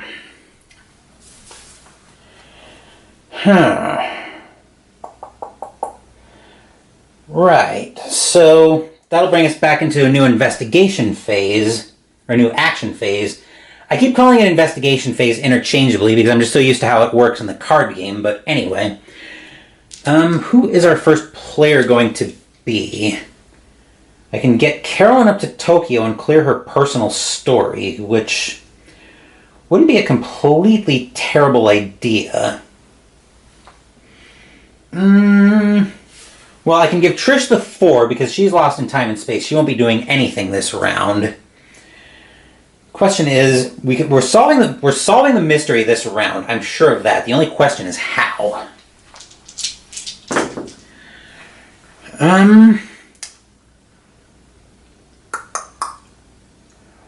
Well, I think we will start with Carolyn and we'll move down to South Africa.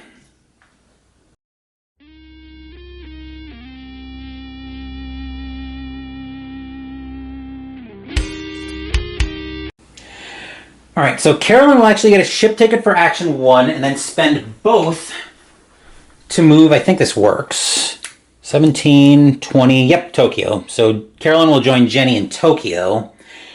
Then that will do it for Carolyn. Jenny will go second. She'll rest, only to trigger Carolyn's passive action. So she'll spawn a clue.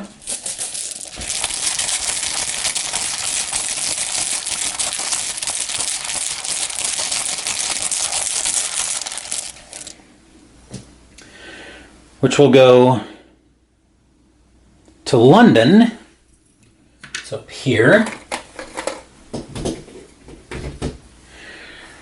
And let's see, we have 1, 2, 3, 4, 5. Where's my laser pointer so I can point these out? So Trish has got a clue. Agnes has 2. It's on board and or in possession. So Trish has got 2. 1, Agnes has 2, so that's 3. 4 in Tokyo. 5, 6, 7, 8, 9, 10, 11. So Carolyn has cleared her personal story. So we get to find out her reward. Missing link. When you gain this card, improve lore and will. Once per round, when another investigator on your space performs a rest action, gain 1 clue. Nice. So we need lore and will improvements for Carolyn. Now, these are the tokens that came with the game, but getting a new set, probably from By Your Command, is actually on my shopping list at some point. Just because I play this game enough. Rest, and then I'll send Jenny up. We'll tip the camera up just slightly so we can get her destination in shot. We'll bring her up to space 19. That will do it for Jenny. Agnes is our third player, and truth be told, I'm not even sure what to do right now. So let's move over to the Western Hemisphere. I think Agnes will move down to, do we want to move her up to Arkham or down to space 7? I think we'll move her to, it's on Shanghai. I think I'll move her up to Arkham and get her a focus. I was thinking about getting her a ship ticket, but I'd rather have a focus for safety's sake so I can do more re-rolling. But anyway, that will do it for Agnes. And then Trish is lost in time and space, so she doesn't do anything. But anyway, that will do it for the action phase. Now for the encounter phase, let's move over. And Carolyn's decided that she's liking Tokyo. Tokyo encounter for Carolyn coming up, we find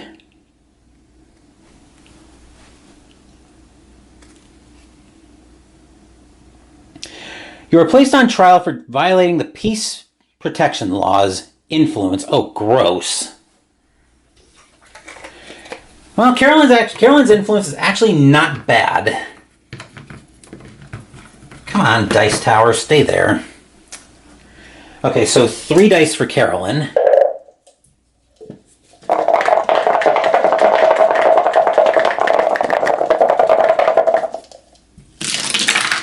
She does pass, though.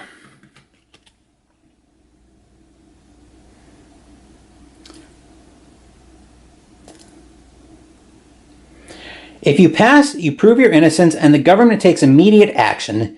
Discard all monsters with 1 toughness from the game board. I don't think we have any.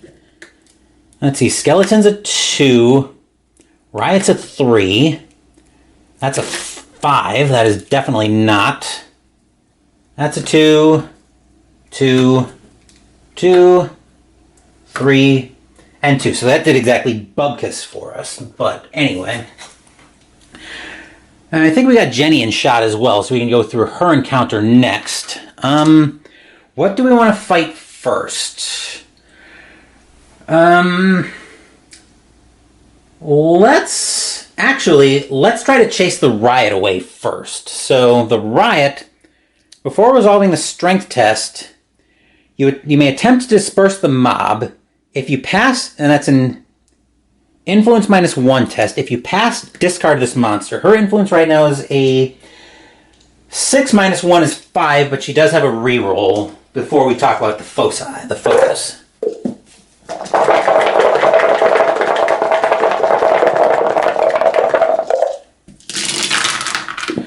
Mob goes away, and then that does count as defeating the monster, so Jenny gets a focus. Which is very handy because we'll probably need that to deal with Yeb. So Yeb, so after working this thing down in Tokyo, we're going to try to do this the natural way. Put this down for a second.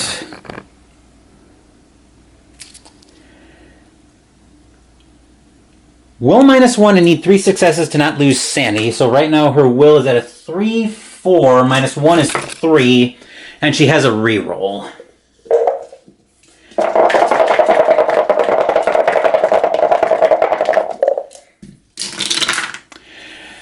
2, I'll go ahead and re-roll anyway, but... Okay, so we don't lose any sanity on that, which means we've got both our foci available for the strength test, which is 3, 5, 6 minus 2 is 4, but we only need 2 successes to take this thing out.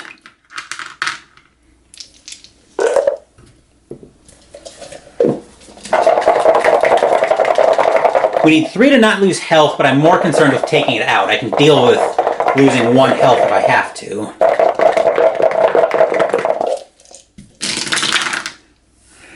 Which I will take the 1 health loss, and Yeb has been defeated. So, barring anything crazy, we will solve the first mystery in the Mythos phase. But I'm getting a little bit ahead of myself.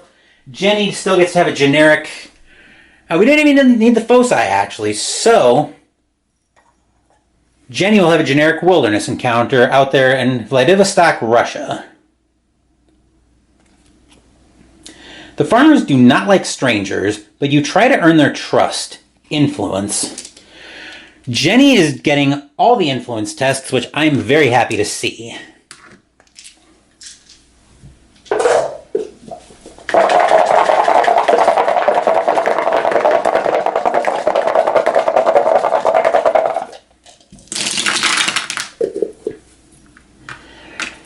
Which that somehow, well, we've got a reroll from the, that got knocked into a 4. We have a reroll from the Willful Aristocrat.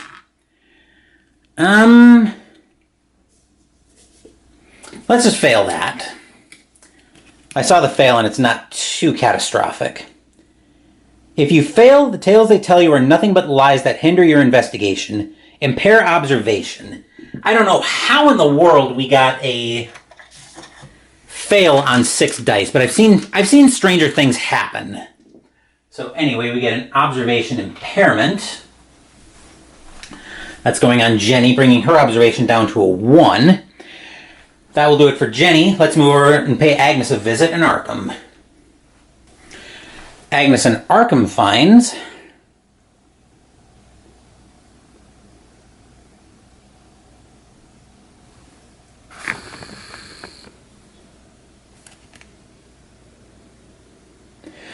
The administration of Arkham's Historical Society take great pains to show you their extensive collection of historical documents. You may become delayed to gain 2 spells. Nice, and we will. So we'll put that there. And then 2 spells for Agnes. Arcane Insight and Feed the Mind. Both ritual spells.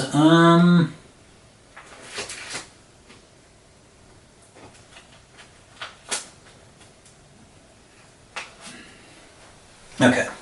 So we'll go ahead and take a look at these two spells. Feed the Mind. Action, test lore -1. If you pass, choose an investigator on your space to improve one skill of his of her choice, then flip.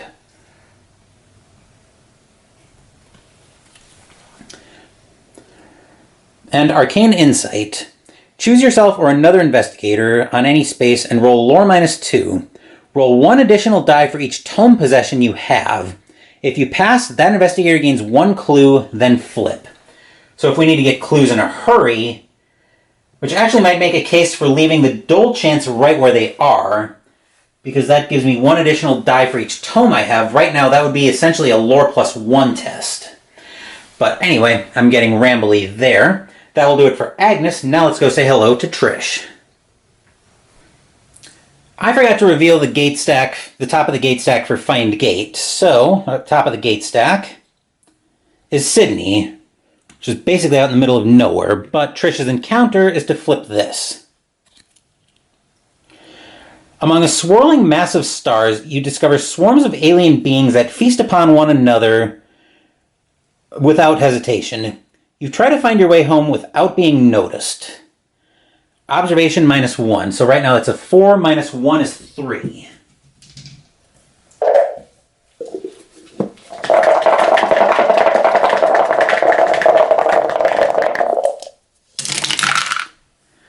That'll work.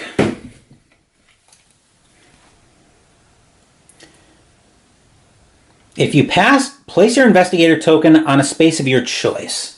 So now where do we want Trish?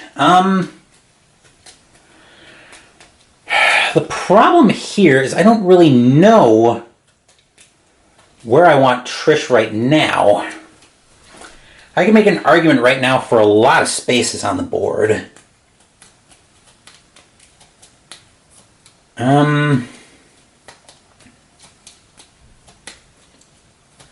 But I think a lot of that is going to turn on... The problem is I'm not going to know where I want to go until the second mystery, until after the next mystery comes up. But looking at the board, I will send Trish. I think with the information I have now, sending Trish...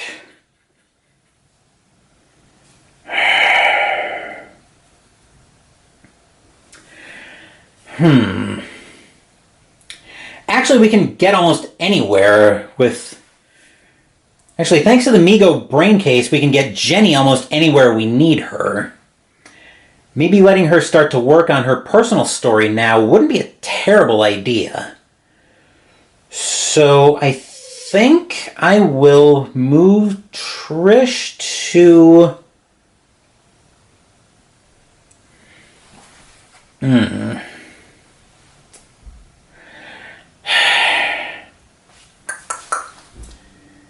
Let's see, Jenny's personal story is space 4, space 9 in the heart of Africa. So I think I'll move Trish to the heart of Africa, with the plan of probably using the Migo brain case to swap Jenny there next turn. But anyway, that will do it for this encounter phase. Now let's move back up top for the Mythos phase.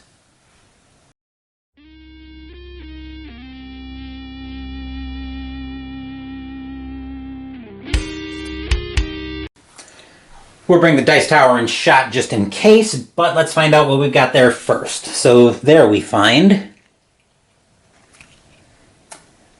a green card. Okay, so first we start off with Omen movement, which advances that. Omen Doom advances by 1. Then we get a monster surge, so 2 more monsters at the at relay.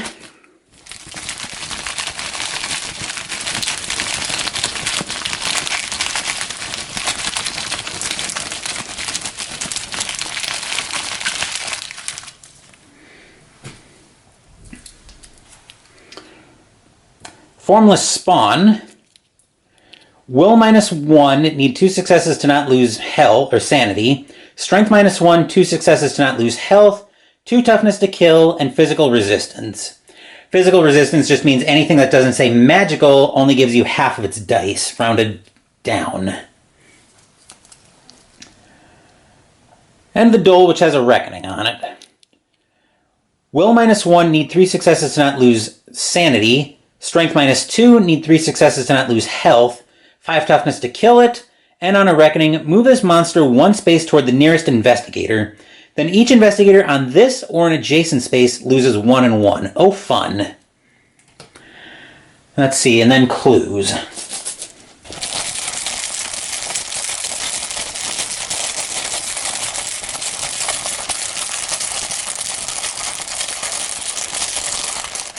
Get 2 of those.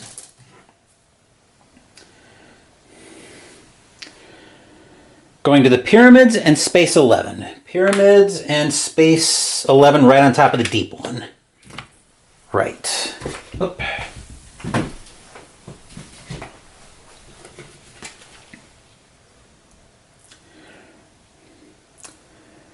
The money you had been promised is gone. It has simply vanished like a morning mist. After investigating, you find all of the related bank records were forgeries and all of the names you were told were false identities. False bargain, ongoing. When this card enters play, each investigator that has a funding condition discards the condition and gains a debt condition. On a Reckoning, each investigator resolves the Reckoning effect of each deal condition she has, treating all die rolls as 1s, then discard this card. But in more important concerns, we have solved the first mystery because Yeb was defeated on that last turn. So Trish actually passes her personal story, but I will get to that once I get the second mystery out. So our second mystery here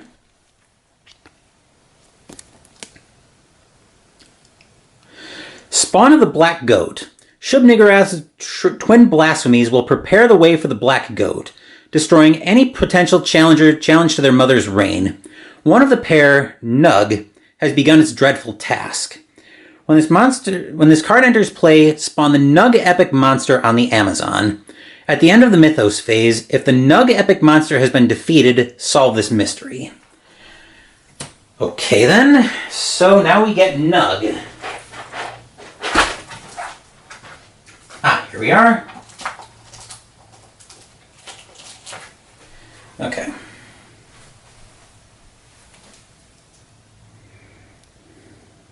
Nug. Will -1, need 2 successes to not lose sanity. Strength -2, 4 successes to not lose health. Toughness is equal to investigators +2, so 6 again. And on a Reckoning, spawn a ghoul monster on this space. So 1, 2, 3, 4, 5, 6, 1, 2, 3, 4, 5, 6, 7, 8, 9, 10. So we're at 10 right now. Well, I hear Tokyo is wonderful this time of year. But getting a little bit ahead of myself. Well, actually, I'm not probably getting that far ahead of myself. So I'm thinking we're probably just going to work this from Tokyo, in all honesty. Oh, and okay, so a couple things. Thanks to Death 13, Doom retreats by 1 because we solved a mystery, and Trish gets Breaking the Limits. Gain +X to all skills, where X is the number of focus you have. Right. So, what to do? Do we just start working on that from Tokyo? That actually does not feel like a terrible idea at all. Is that a you may move? May trade possessions. In addition... Okay, so...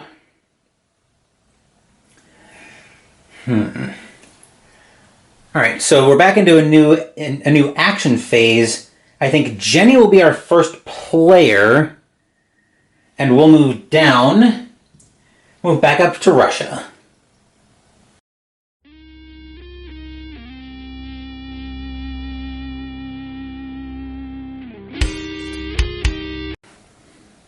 Jenny's going to move down to Tokyo for Action 1. And then for action 2, she's going to use her component action on herself to try to start working this reserve clear. We got 5, 6, 8 dice and a reroll. 2, 4, 6, 8. Okay.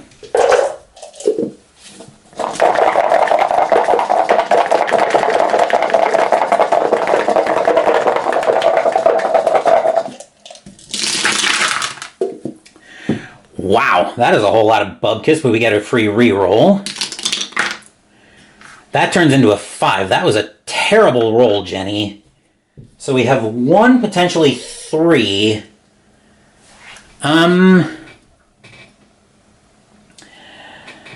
Which I think we will take the debt wipe here. No, we're just going to take the 1 success to get a genealogy research. Which I can test observation when I defeat a monster with toughness 2 or more during a combat encounter. Then we'll find...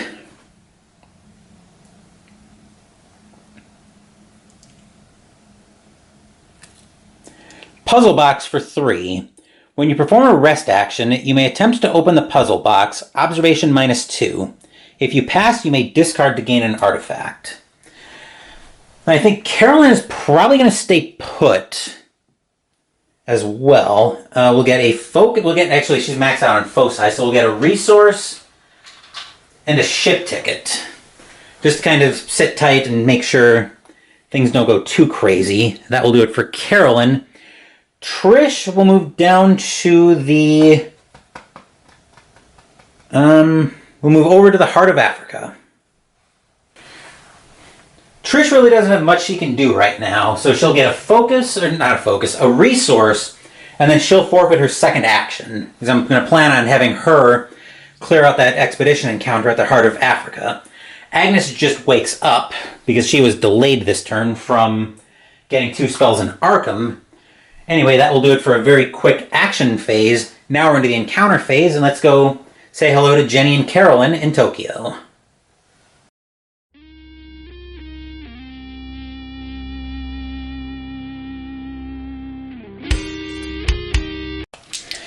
Jenny is up first in Tokyo, but both she and Carolyn will be encountering Tokyo this turn.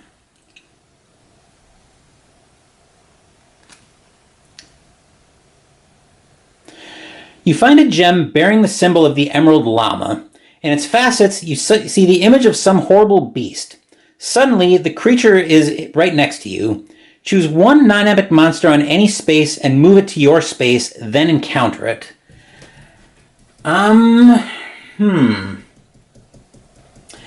So we could pull something that's basically in the middle of nowhere out and try to get rid of it. Let's see, Investigator gains a boon.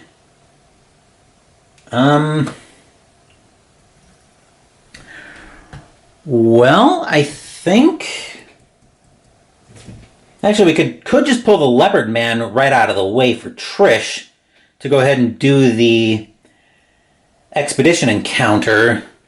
So that's actually a pretty easy... Although that's a pretty easy monster that Trish could probably take out. She's going to be at 5, 8... Yeah, Trish can probably deal with that. So I maybe want to pull something that will not be as easy to deal with. Let's grab the... I want to strike a balance here, though, because I want to find something that's going to be reasonably easy for Jenny to deal with. But on the same token, Carolyn is not equipped to fight right now. So I think just pulling the...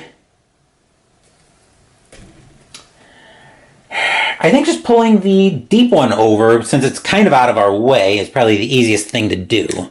So that's a straight will test. We have a will of 3, 4, and we get a reroll because of the willful aristocrat.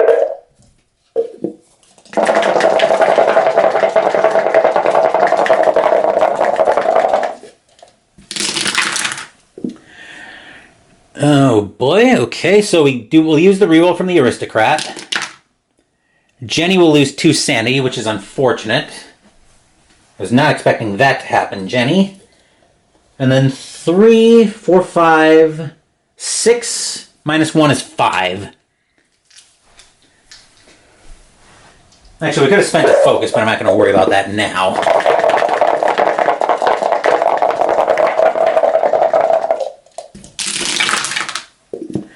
All right, I will spend a focus here because I do want to try to take this thing out.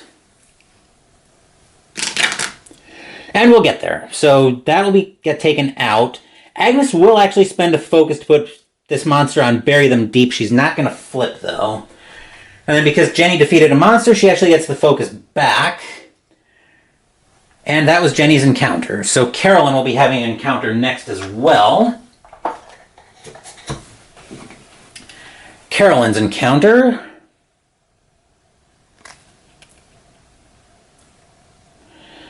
The reigning emperor has been plagued by nightmares. His advisors ask your opinion, and you assure them that these horrors are real. Influence.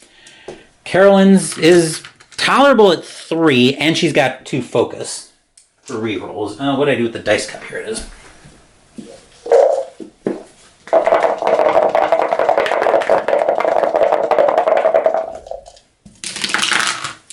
There's 2 passes.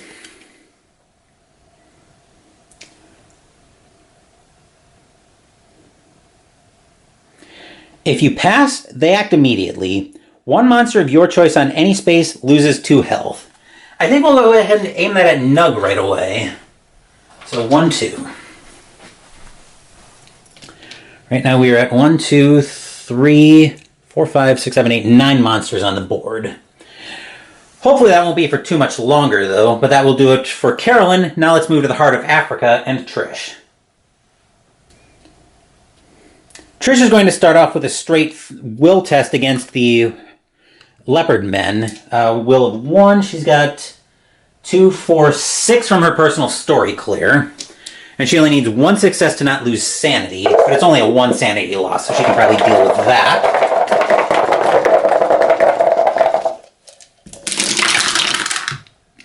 Okay, so she rolls that in 1 die. Then she's got 3, 5, 8 dice. This is a straight strength test, so let's see, 4, 5, 6, 7, 8. She needs 2 successes to take this thing out without losing health.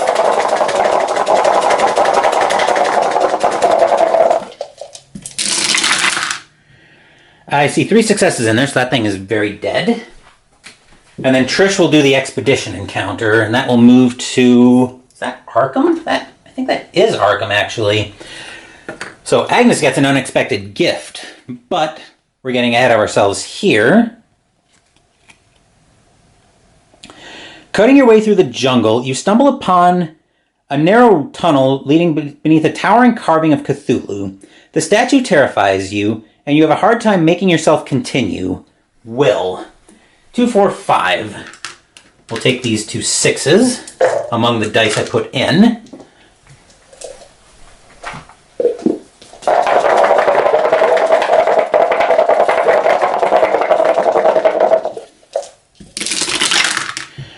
Easy peasy for Trish.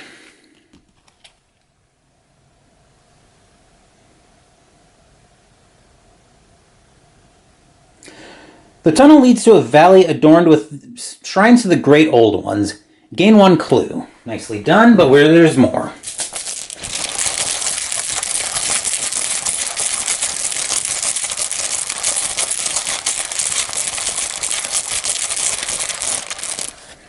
Okay, so there's the clue for Trish.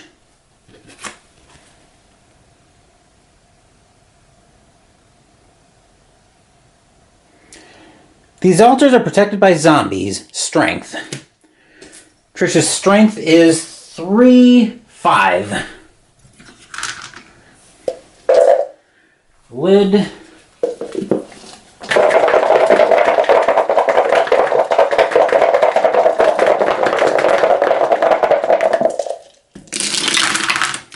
That's a pass. If you pass, you study the shrines, advance the active mystery by 1. Wow. So we're getting off to a great start on this second mystery, but I'm hoping I didn't just jinx myself there. But anyway, that puts another health on Nug, and then that will do it for Trish. And let's move over and take advantage of our unexpected gift for Agnes. I was just making sure my eyes weren't deceiving me, but this is Arkham, so we have another expedition encounter coming up.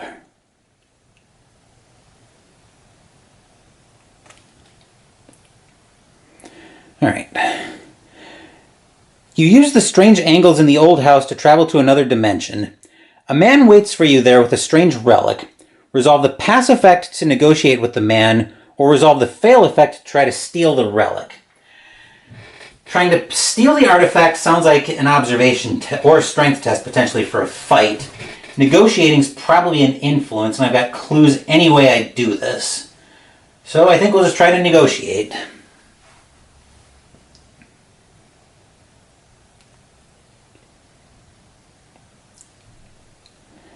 You offer the man much in exchange for the relic. Influence.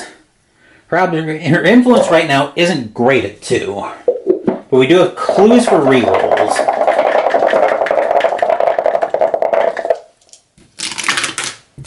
Which I will use. And again. And fail. That's unfortunate.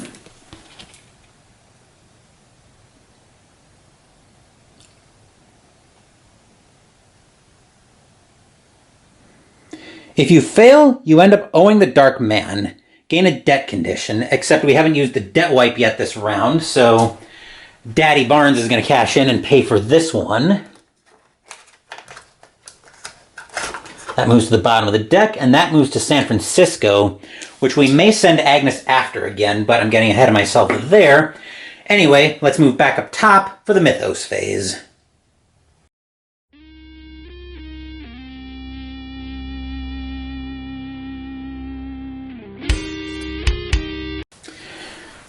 Fresh card from the Deck of Doom gives us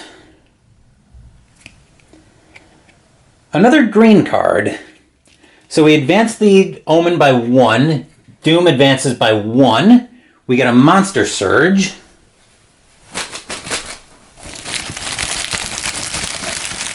On Tunguska.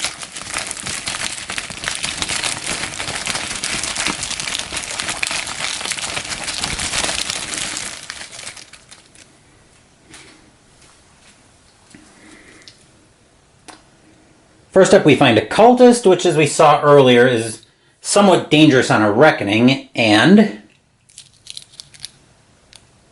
a Wendigo.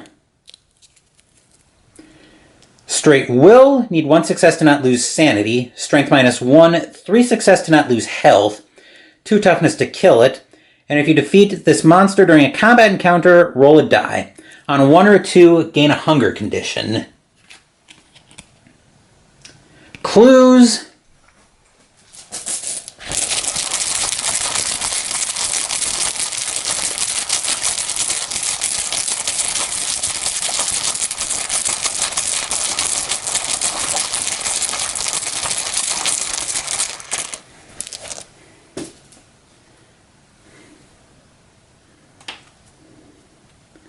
Space 10 and space 20. 10 is...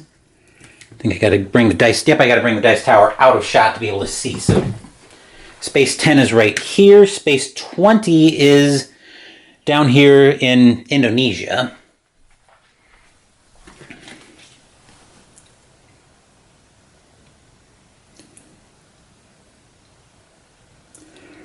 Walking down the street, you are surrounded by locked doors and boarded up windows. You see only a few people striding down the sidewalk, and almost all of them avoid eye contact. Those that do look you in the eye glare at you suspiciously.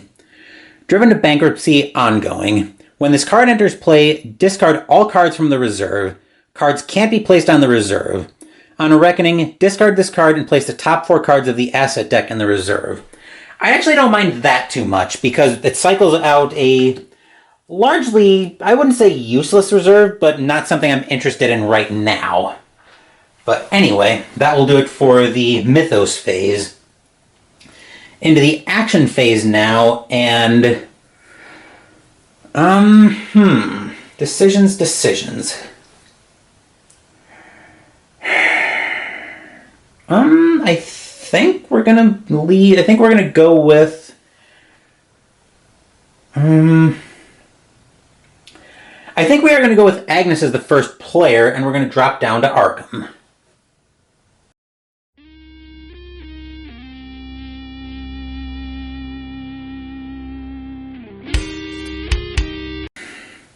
Except we're not going to be here for long, because Agnes is... what is she doing? I was going to have her book a ship ticket and go right to San Fran, but...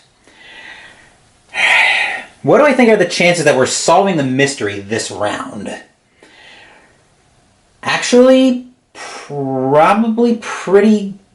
I've got Jenny and Carolyn in Tokyo, and I think they're staying put.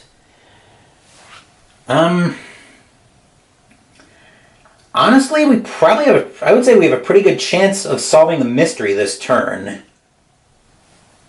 So, and knowing how many I've seen that let you advance the active mystery, sitting on that for a turn might not be a completely terrible idea.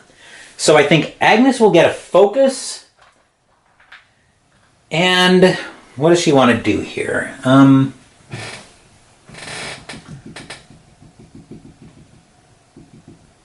Let's actually see if we can do a little bit of skill improvement. So we'll use Feed the Mind.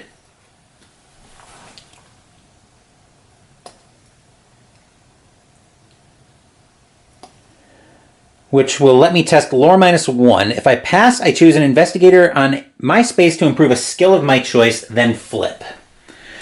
So, bring the dice tower back in shot. Let's see. She got a base lore of 4. She gets plus 3 for the occult tablets. That's 7. -1 is 6.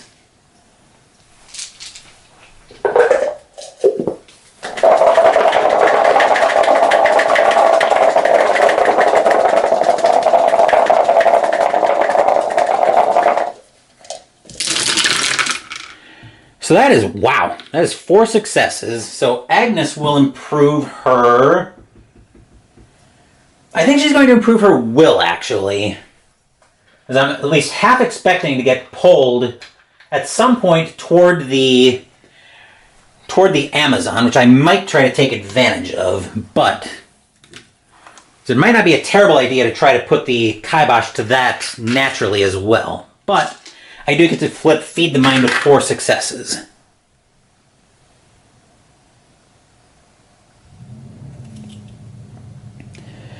+3. Suddenly, everything you've learned has formed a greater picture in your mind's eye.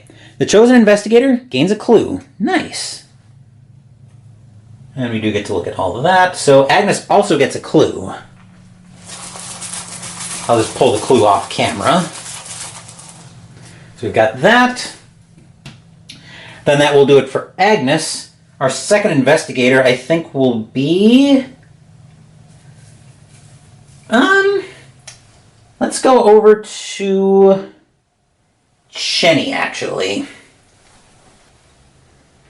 We'll actually make Carolyn number 3 while we're right here so we can get them both in one shot. Jenny will grab a ship ticket and a resource. Then Carolyn thinks that's such a good idea, she'll do the same thing, which will max her out on ship tickets and resources. This way, assuming we're solving that mystery, we can get moving to wherever we need to be. Anyway, that will do it for Jenny. Now let's move over. That will do it for Jenny and for Carolyn. Now let's move over to Trish.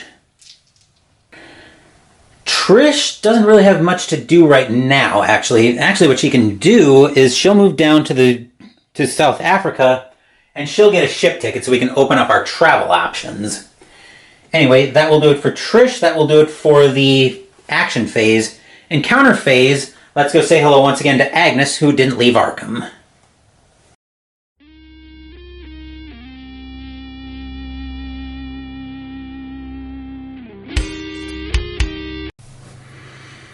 Got the dice tower in shot just in case Agnes needs to do any rolling, which seems likely on these encounters, but let's find out.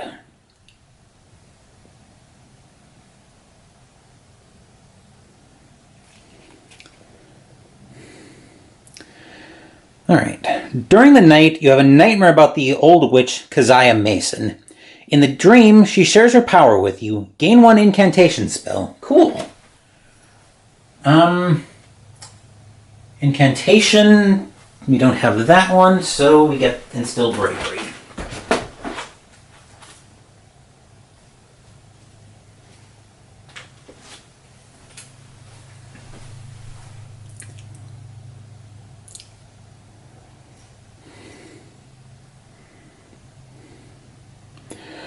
Once per round, when an investigator would lose sanity, you may test lore.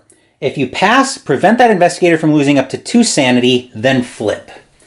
Not bad.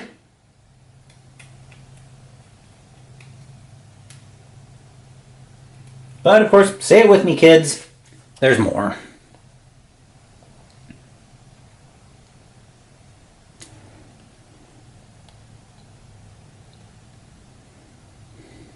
Come on.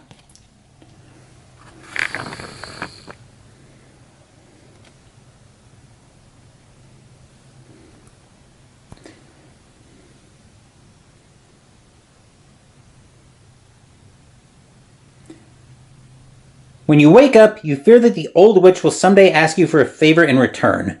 Will +1. Well, remembering our history with Keziah from Return to Circle Undone a couple months ago, that seems like a pretty reasonable thing to be worried about, I would say. But nothing we have to worry about because that's a pass. So we avoid bad stuff, which sometimes is the best that you can ask for on these encounters, but that's slightly rambly territory for me. Anyway, that will do it for Agnes. Now let's go say hello to our Tokyo ladies, Jenny and Carolyn. Jenny and Carolyn are both having Tokyo encounters, so let's see what we've got here.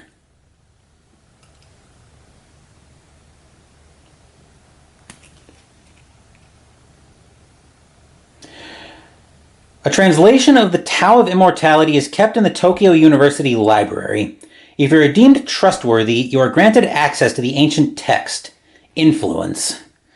Well, Jenny's influence is a 5, 6, and she gets a reroll.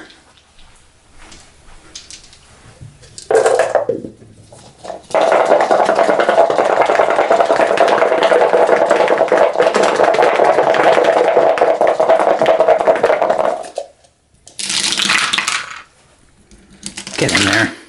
Okay, there's 1 success in there.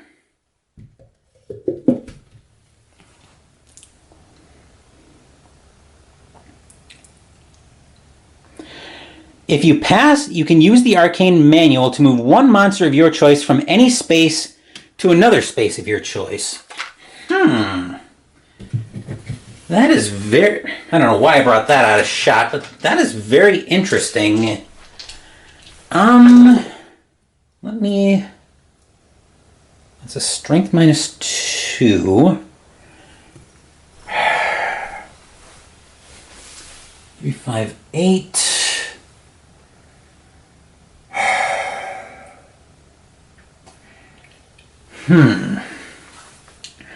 I'm going to take a calculated risk here, actually, and move Nug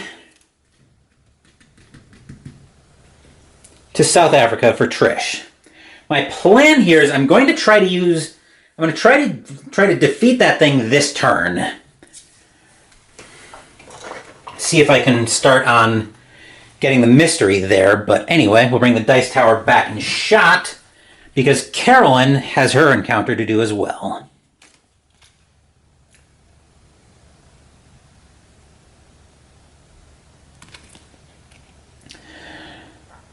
The university allows you access to the Jigoku Zoshi, the Scroll of the Hells. You scour the text for a specific enchantment, lore -1. So Carolyn's got 2 dice, but she's got a mess of rerolls.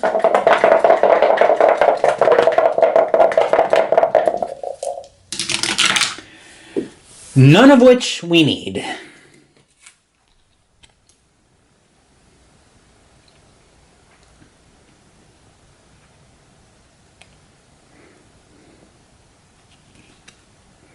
If you pass, you are able to cast a dark spell on your enemies. One monster of your choice on any space loses 2 health. Gee, I wonder what we're going to aim at with that. I think we're going to aim at Nug again.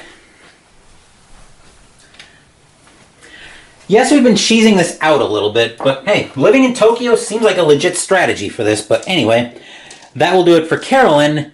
So Tokyo has done its part. Let's see if Trish can do hers. Alright, so Nug, let's take a look at this guy. This thing, I should say. Come on.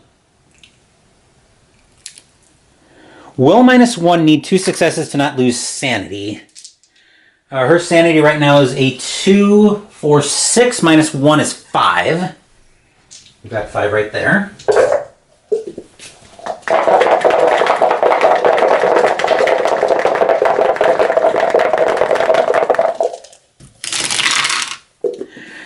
That looks like 2 successes, which is fine with me. And then strength -2, need 4 successes to not lose health. But we only need one success to take it out. So 3, 5 from her personal story, 8 -2 is 6. We can deal with a bit of health loss, probably just by resting it off.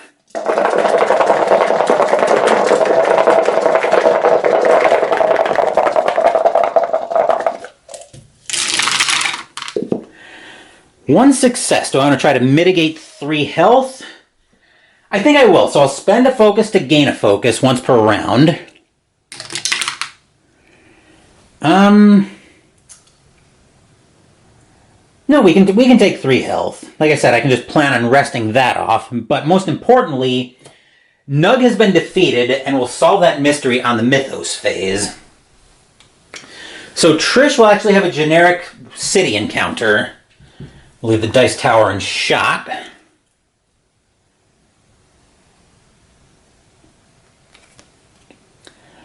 A friendly game of cards ends with a very high stakes hand. Influence. 3 5 dice.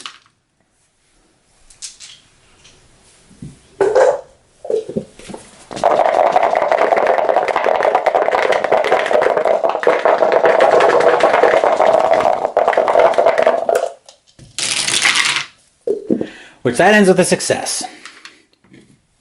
Here we go.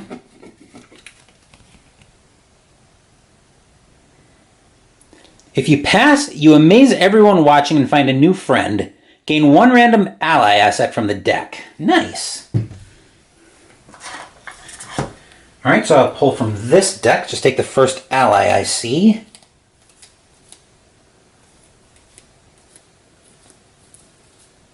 Okay, there we go.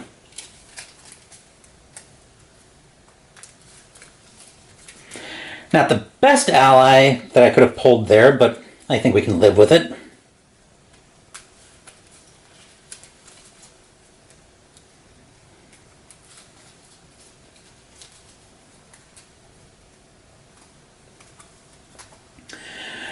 All right. So Trish gets the Mystic Bounty Hunter for 2 successes. Gain +1 strength during combat encounters or 2 lore when resolving spell effects. So that was nice and uneventful, but with that, let's move back up top for the Mythos phase.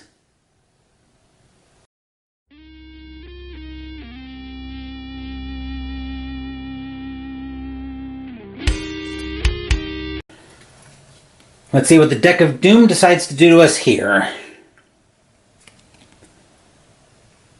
We have a Reckoning. So we advance the Omen by 1. Doom advances by 1. Then we have Reckoning. So Monster... that moves 1 space toward the nearest Investigator, which is Trish. Serpent People on a 1 or a 2, Agnes moves 1 space toward it. Agnes stays put. The Gug moves 1 space toward the nearest city, which is right there. The Cultist spawns a Goat Spawn or a Dark Young.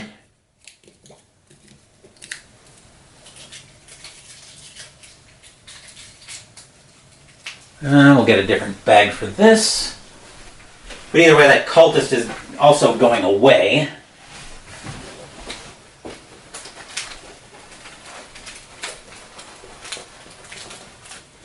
Alright, so we end up with the goat spawn. Take a quick look at that.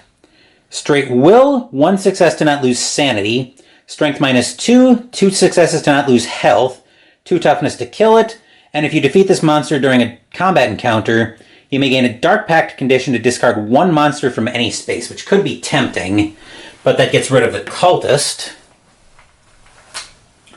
Then the ancient one, so 1, 2, 3, 4, let me just count this up again. I'm pretty sure we're going to be advancing Doom by 2 coming out of this. I needed the dice tower out of shot for a second.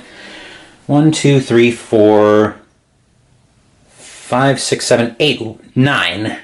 Wait, 1, 2, 3, 4, 5, 6, 7, 8, 9. Yep, we are going to be advancing Doom by 2 coming out of this.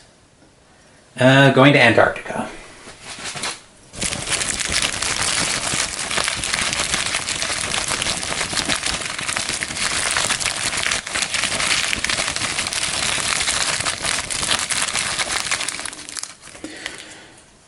Okay.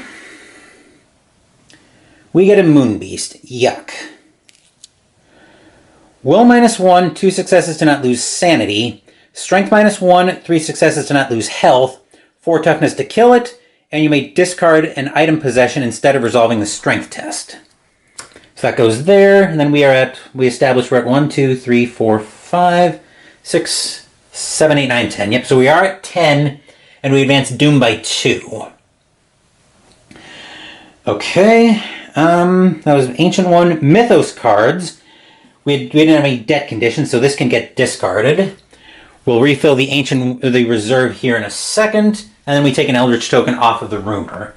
So we need 4 assets for the reserve. First up we find Museum Curator for 3 successes.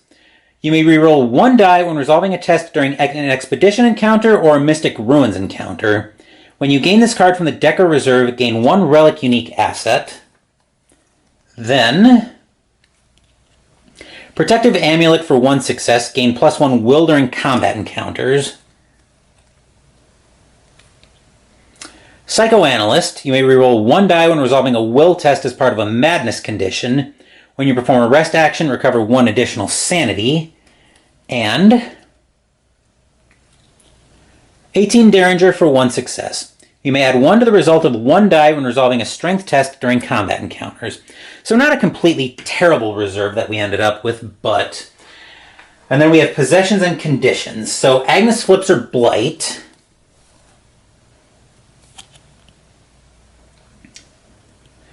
Obsessive Greed. Whenever your valuables go missing, it is clear who took them. Resolve 1 effect of your choice. Discard an item possession, then flip. Or discard all of your possessions and impair influence and will, then discard this card. I think we're going to toss for kerosene. Alright, and then Jenny is clear. Trish ended up 4th. Carolyn, we're going to do the same thing we did earlier. So, purple is for her leg injury, green is for her find gate. So we'll bring the dice tower back into shot. Can you not sit flat there? Apparently, that'll have to do, I think. Alright, so we've got some actually, wait a minute, that's straight lore. So we actually need a 3rd green die for find gate. Now we got that figured out.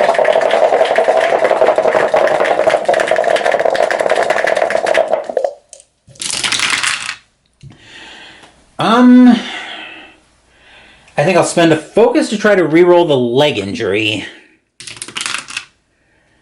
We'll spend the other one, I guess, because I know I don't want that flipping, and they both flip. So the leg injury flips, and the find gate flips with no successes. You know the injury is not severe, but with every few steps you take, the pain in your ankle forces you to rest for a few minutes. Become delayed, then flip.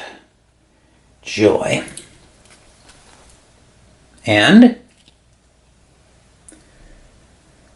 your search for a link between worlds reveals nothing but false connections. If you rolled any 1s, and we did, discard this card. Fantastic. Alright, so find gate ended up here. That can move out of shot.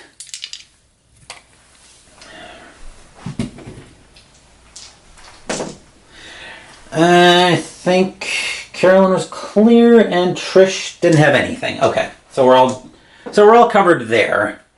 Then we spawn a gate. So we spawn at Sydney, but this will be the last one we have on the last one we have revealed. So we're gonna be up to 11 monsters now.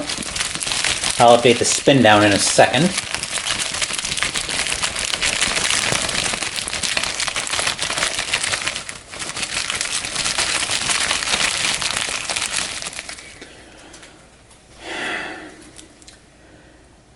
We find a zombie. We saw this earlier, actually. So we'll put that down there. Then we'll come back to the card.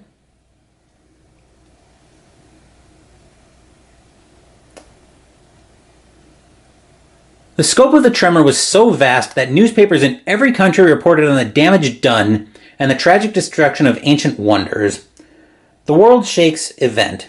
Each investigator on the active expedition space or an adjacent space loses 2 health and becomes delayed, so that would be nobody. Then search the expedition encounter deck for each card corresponding to the active expedition and return it to the game box, then shuffle. So we lose all of our San Francisco expedition encounters.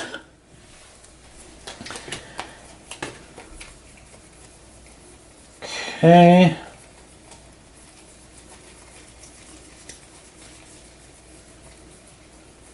Do we only have the 2 for Frisco?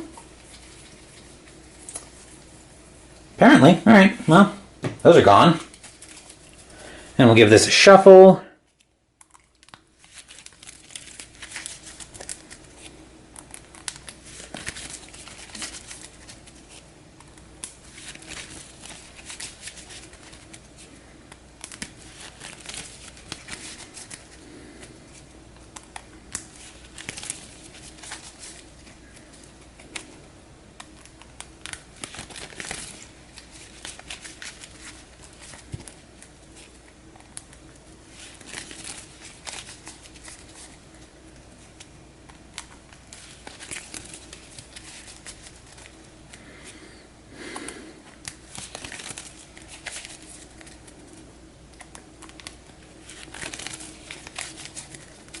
Alright. And we'll cut the pyramids to the top of the deck. So the expedition will move there. That card's done. And we have solved our second mystery. So Doom retreats by 1 because of Death 13. Once again, that thing is proving very handy for us. And then I'll get our last mystery once I get all of this put away. And Carolyn is delayed. But our last mystery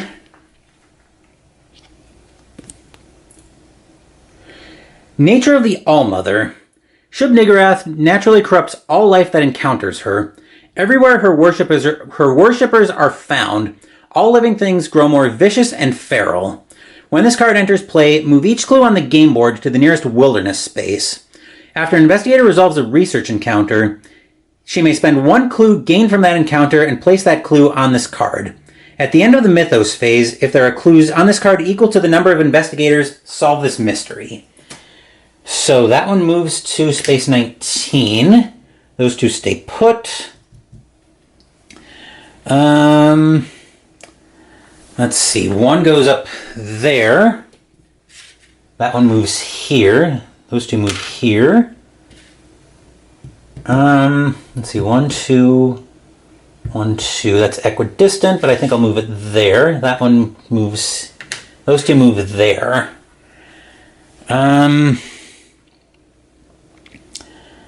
Let's see. There.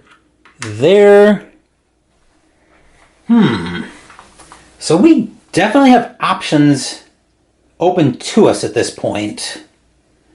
Question is, how do I want to take advantage of this?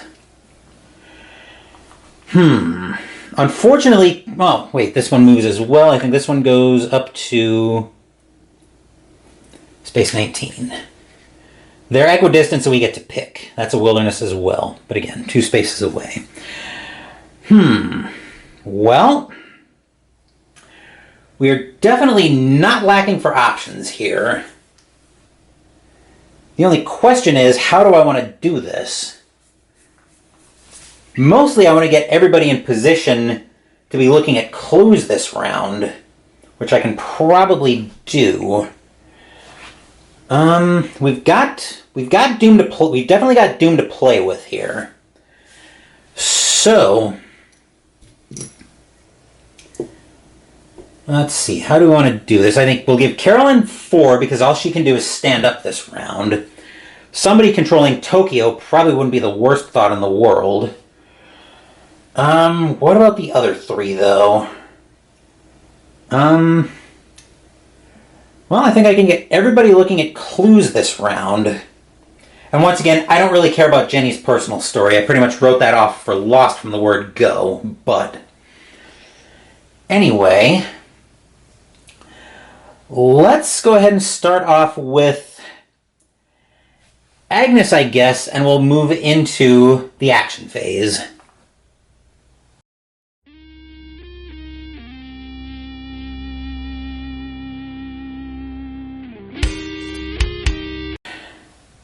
Okay, Agnes will move up to space 9, and then she is going to test... is she going to test or is she going to get a focus? Because we're probably going to need rerolls. Skill improvements wouldn't be terrible either. I think we'll actually test Feed the Mind again. So lore -1, 4 plus 3 is 7, -1 is 6. So remember, if I can flip that with at least... If I can flip that with at least 2 successes, I think I get another clue as well. But let's find out what happens here.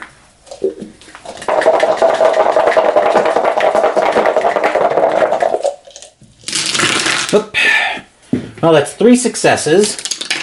And there's 4. So let's find out. Like I said, I think when we improve, and I'll improve influence, just to get that +1 off, or that -1 off, I think I get a clue when this flips.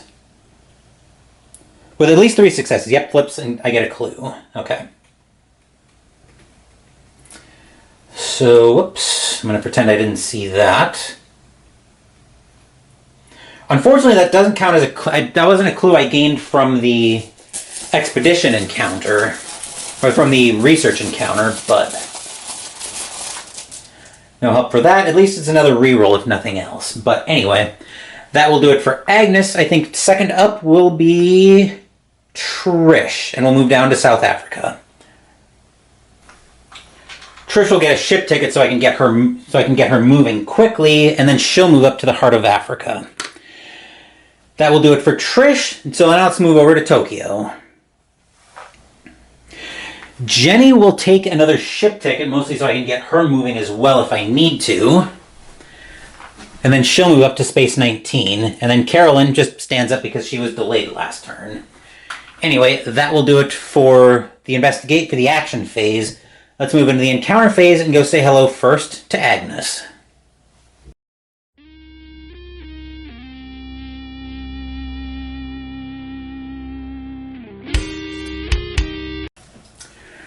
We're going to be living probably in this research deck for the rest of the game, but anyway, we find on a wilderness, the locals in a small village are celebrating an ancient pagan holiday. Some of the songs and traditions seem to have occult significance. Lore -1. Fortunately, Agnes is good at this.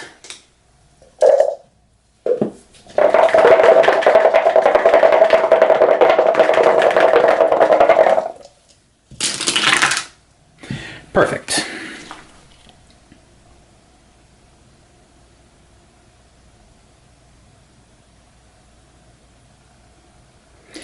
If you pass, you recognize the influence of the black goat and stay away from the festival. Gain this clue. And no bonus points for guessing where the clue I'm gaining is going. Mystery! That will do it for Agnes. 2, I believe, was Trish, and I think 3 was Jenny. Yeah, that makes sense. Okay, that will do it for Agnes. Now, speaking of Trish, let's go say hello to her. Well, Grab another encounter out as well for Jenny, but we have Trish first. Let's see. The cultists weave through the trees, making it hard to follow them. Observation -1.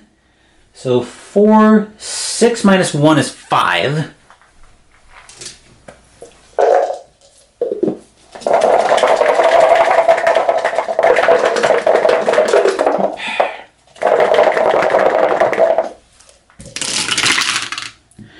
Nicely done, Trish.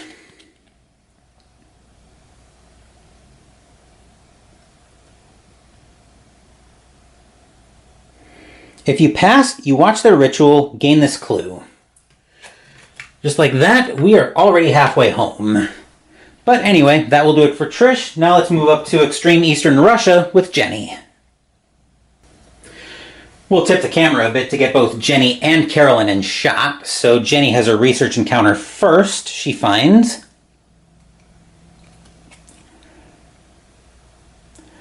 You find the cult of the Black Goat holding their ritual right where you suspected. However, you did not anticipate the creature they summoned. A monster ambushes you. Oh joy. Let's see what Jenny gets ambushed by.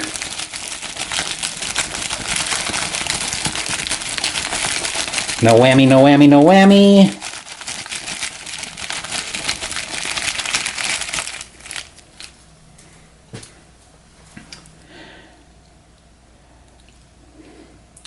No whammy, what's so flipping ever. That is a cultist.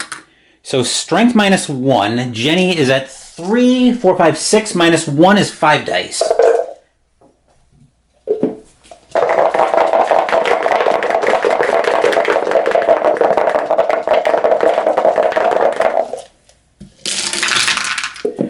Cultists go bye-bye very easily.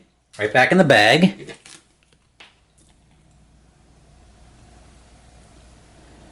If you defeat it, gain this clue. Right over to the mystery, please. And then since we have Carolyn right here in shot, we'll do a Tokyo encounter for Carolyn.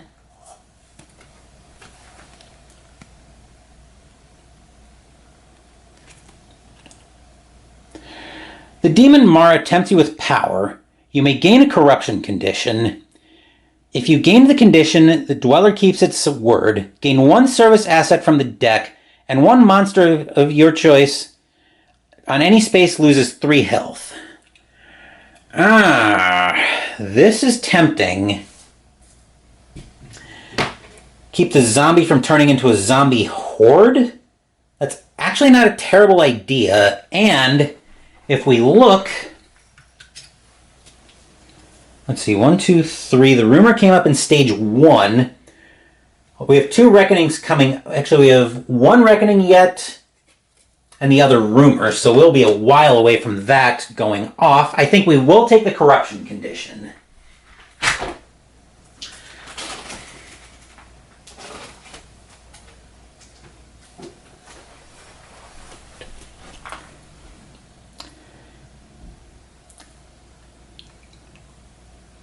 You may gain 1 Eldritch token to reroll 1 die when resolving a test.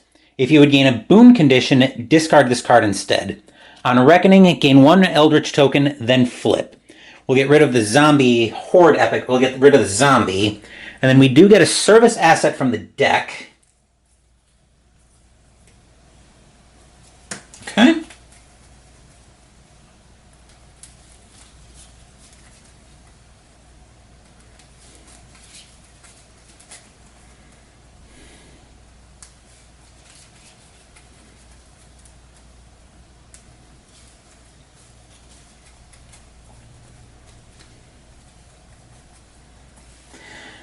All right. And our service asset, which went right here.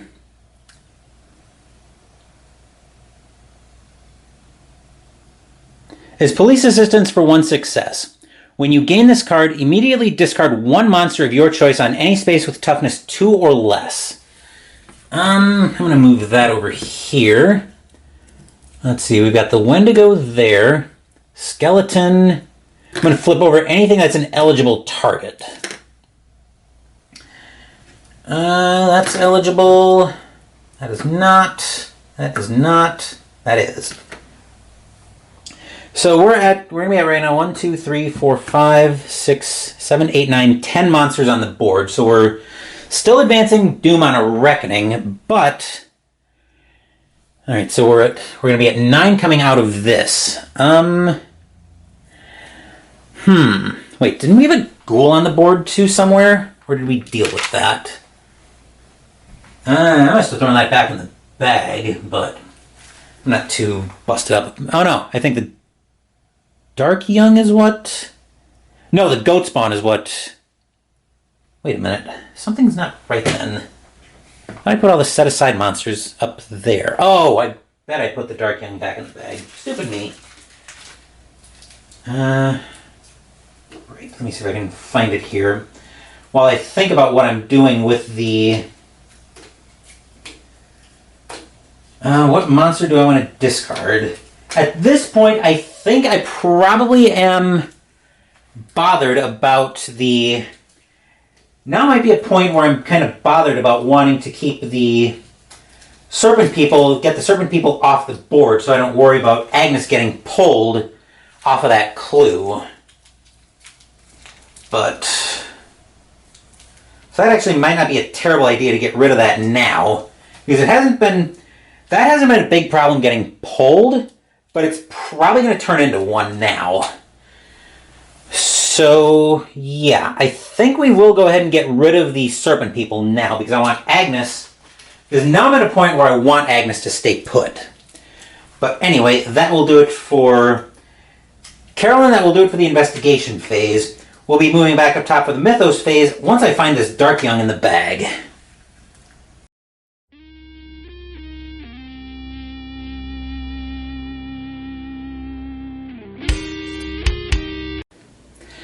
So my dumbass forgot that I had a reckoning on a cultist I had to deal with earlier, and I used another bag to determine what monster was coming out of the ghoul or the Dark Young, and they were still in there. I never pulled them back out of the bag. So, now that I'm done being an idiot on that front, let's go ahead and move into our next Mythos card.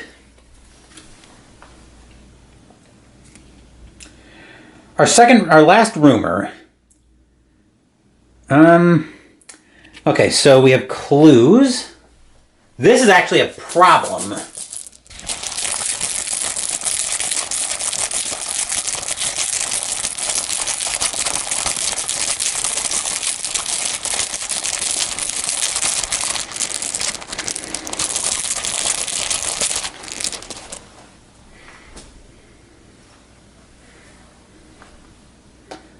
Rome and Space 21. So 21 and Rome. Alright, that goes on Space 21.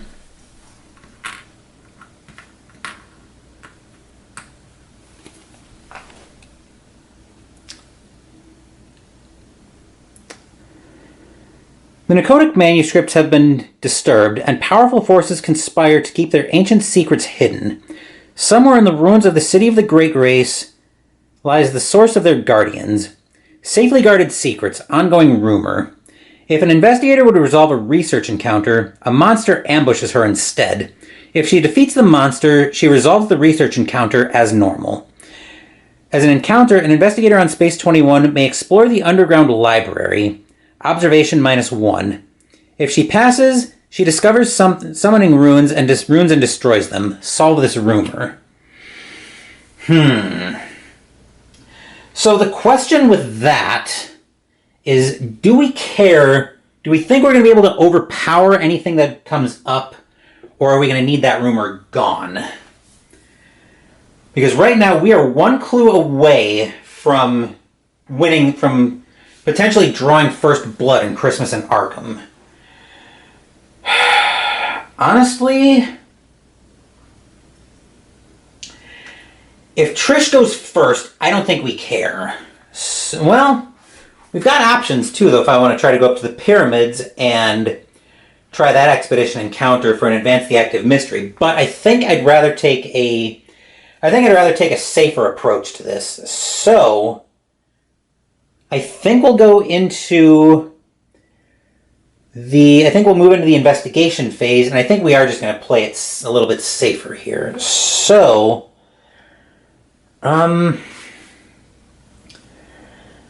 yeah, so, thinking here.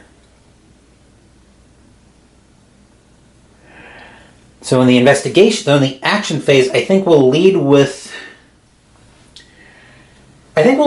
Trish, and we'll head down toward the heart of Africa.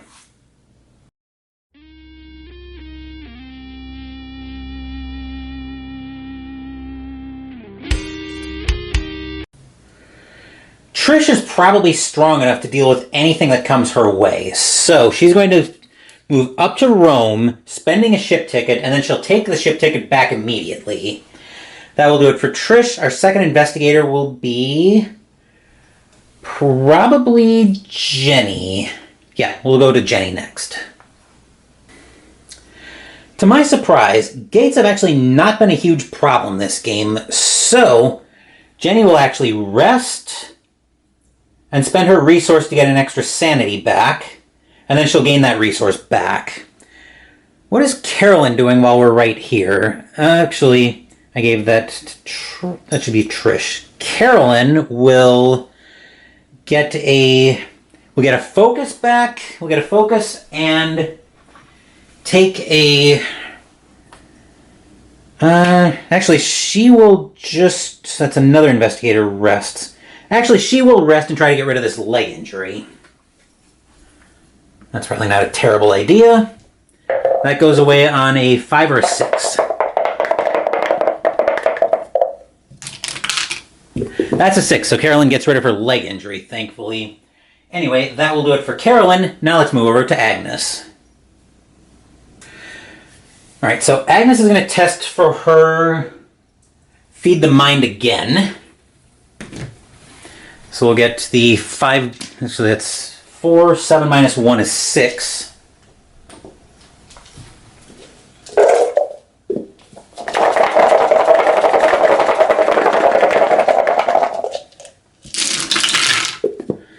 That's 1, 2, 3 successes, so she will improve her lore.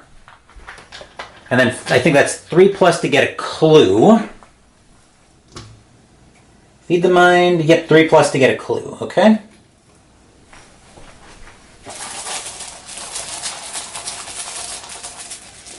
There we are, I was doing that off camera.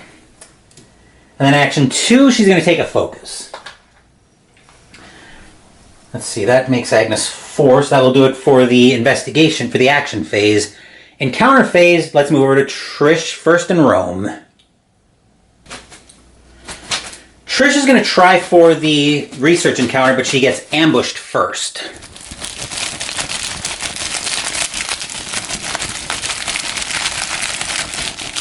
Hopefully nothing too dangerous.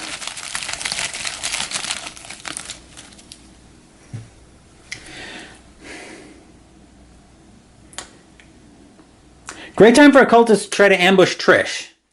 Strength minus 1. 3, 6, 8.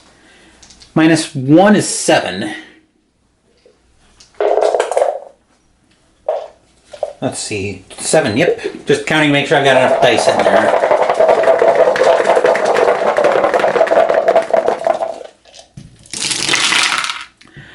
Cultists go bye-bye.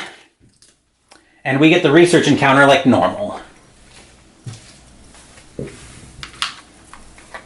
Why am I moving that out of shot? Because Trish gets a research encounter. And that's a city for Rome.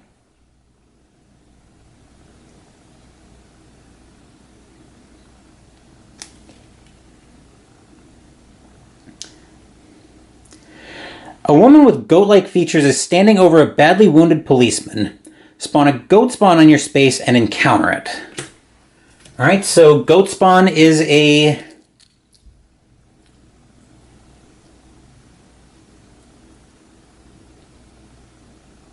Come on. Let's zoom this out so I can try to get it to focus in. Straight will test, and we need 1 success. All right, we'll zoom that back in. So 2, for 6. And all we need, Trish, is a single success.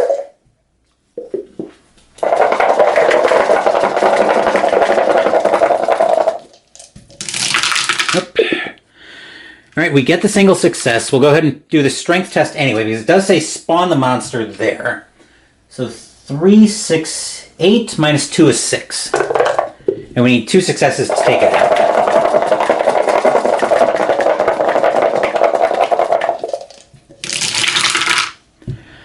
That'll do.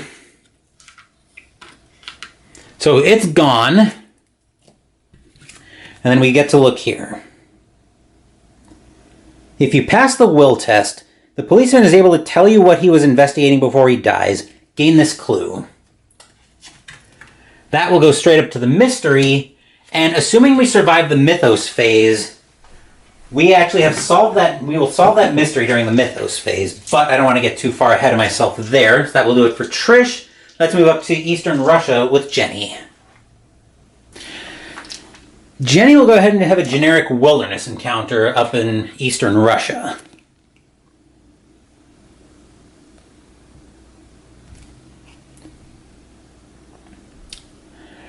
Far from any road or village, you find a shallow grave marked only with an arcane symbol. As you dig, a growing dread weakens your resolve. Will. Her will right now is 3, 4, and she has a reroll from the Willful Aristocrat.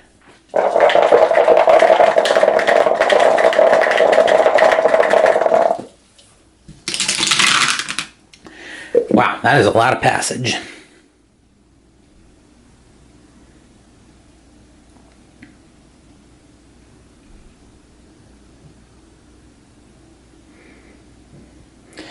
If you pass, you find a charred corpse clutching a journal. Gain 1 clue or improve lore.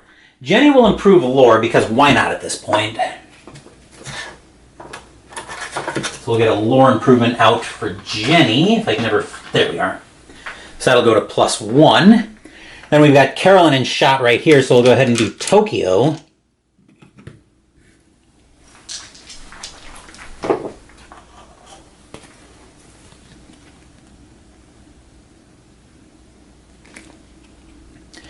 You search for the Black Ocean Society. Observation. 2 dice, and we've got rerolls. We've got a reroll, I should say.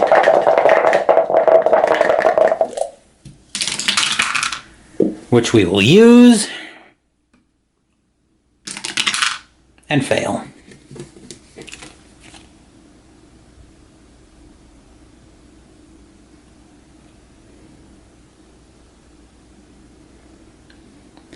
If you fail, you become their target. Gain a Bane condition. Ouch.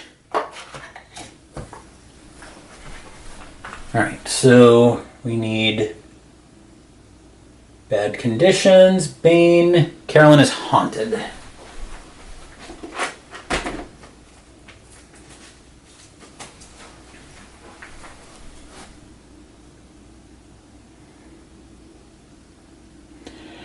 If you would gain a blessed condition or improve will, you may discard this card instead.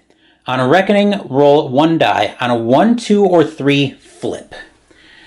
Alright, that's not the worst thing that could have happened to Carolyn, but anyway, that will do it for Carolyn. Now let's move over to Agnes in Greenland. The time for getting cute is over. Let's go with a generic wilderness encounter, because that's the only thing... Well, we do have a research, but we've got enough clues on the mystery already.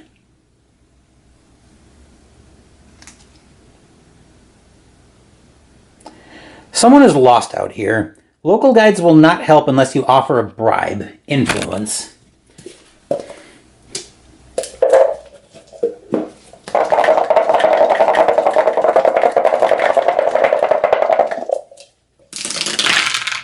That's a pass.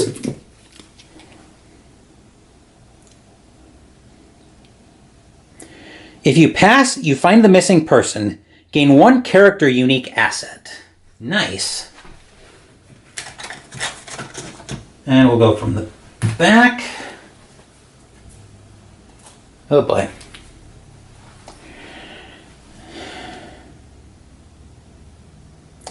The messenger. When you gain this card from the deck, gain up to 3 Eldritch tokens. Once per round, you may spend 1 Eldritch token to reroll up to 2 dice. On a Reckoning, roll a die. On a 1, flip. Alright, that will do it for... I'll keep that front and center. That will do it for Agnes. That will do it for the encounter phase. Ladies, as we move back up top, we have one job. Survive the Mythos phase.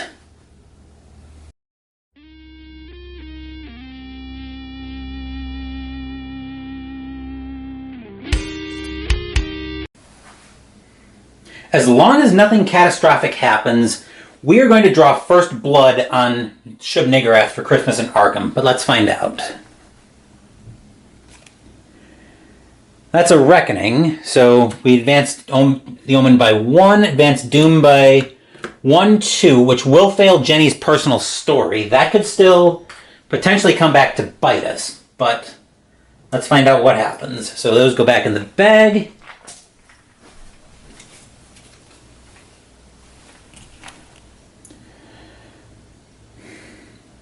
Too late. When you gain this card, impair Influence and Will. Your maximum health and sanity are reduced by 1.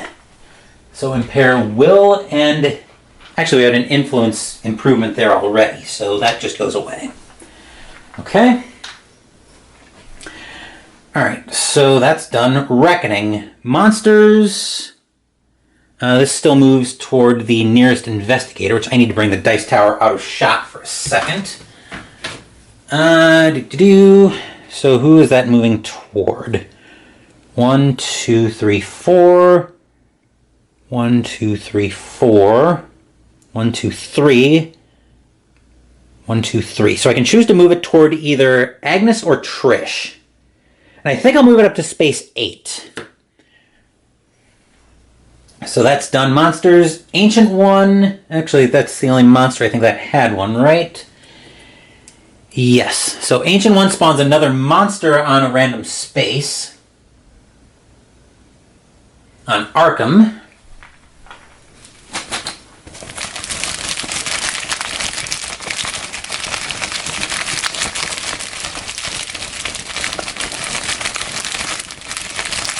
Son of a bitch.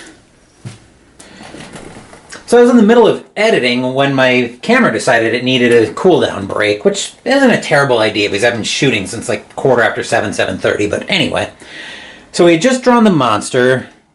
We've got another cultist, which is going to Arkham. And then we are at 1, 2, 3, 4, 5, 6... Wait a minute, are we...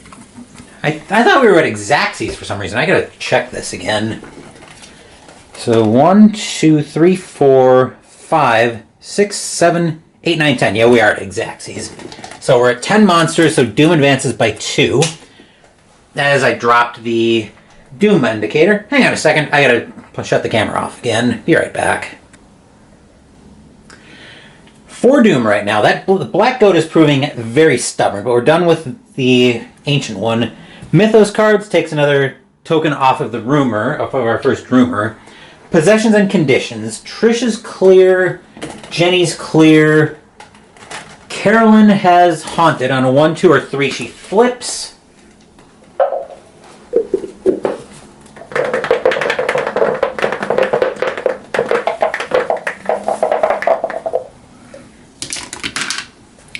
On a 1 that flips.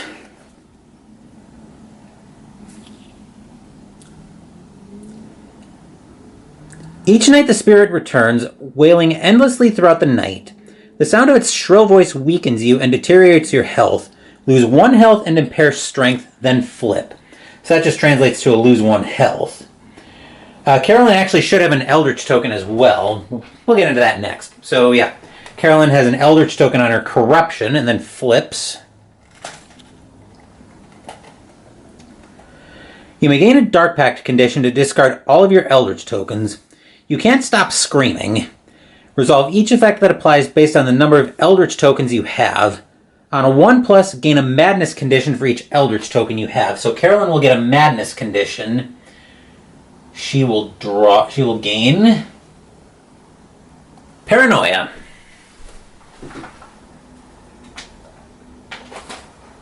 Ah, here we go.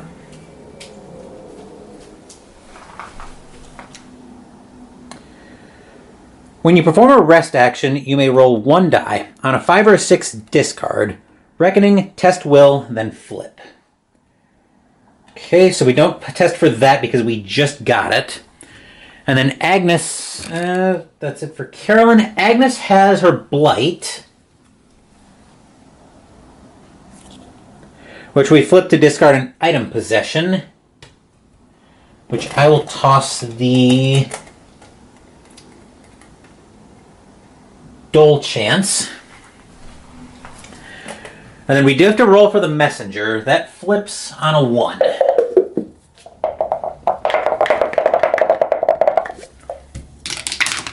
Which that's a 3, so we're fine there. And I think we are all done with Reckonings. Yes, we are. Alright, so that can leave the shot. And then we'll spawn a gate. So we will find Istanbul. And we'll get a monster for it.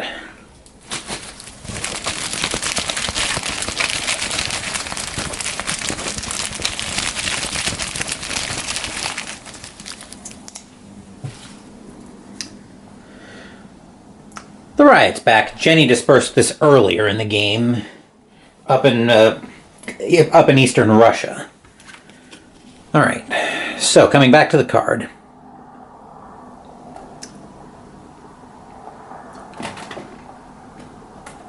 After the noise and violence is over, one of the shopkeepers peers out from his shuttered windows. Amazed to see you alive, he opens the window and calls out, "Is it over? Are we safe?" You wave to let him know that everything is fine. Rally the people. Event. The lead investigator gains 1 random ally asset from the deck. Nice. So, oh, look at that. We find an arcane assistant. Roll 1 additional die when resolving a lore effect as part of resolving a lore test as part of a spell effect. All right, so we are at the end of the Mythos phase now. We have 4 clues on the last mystery.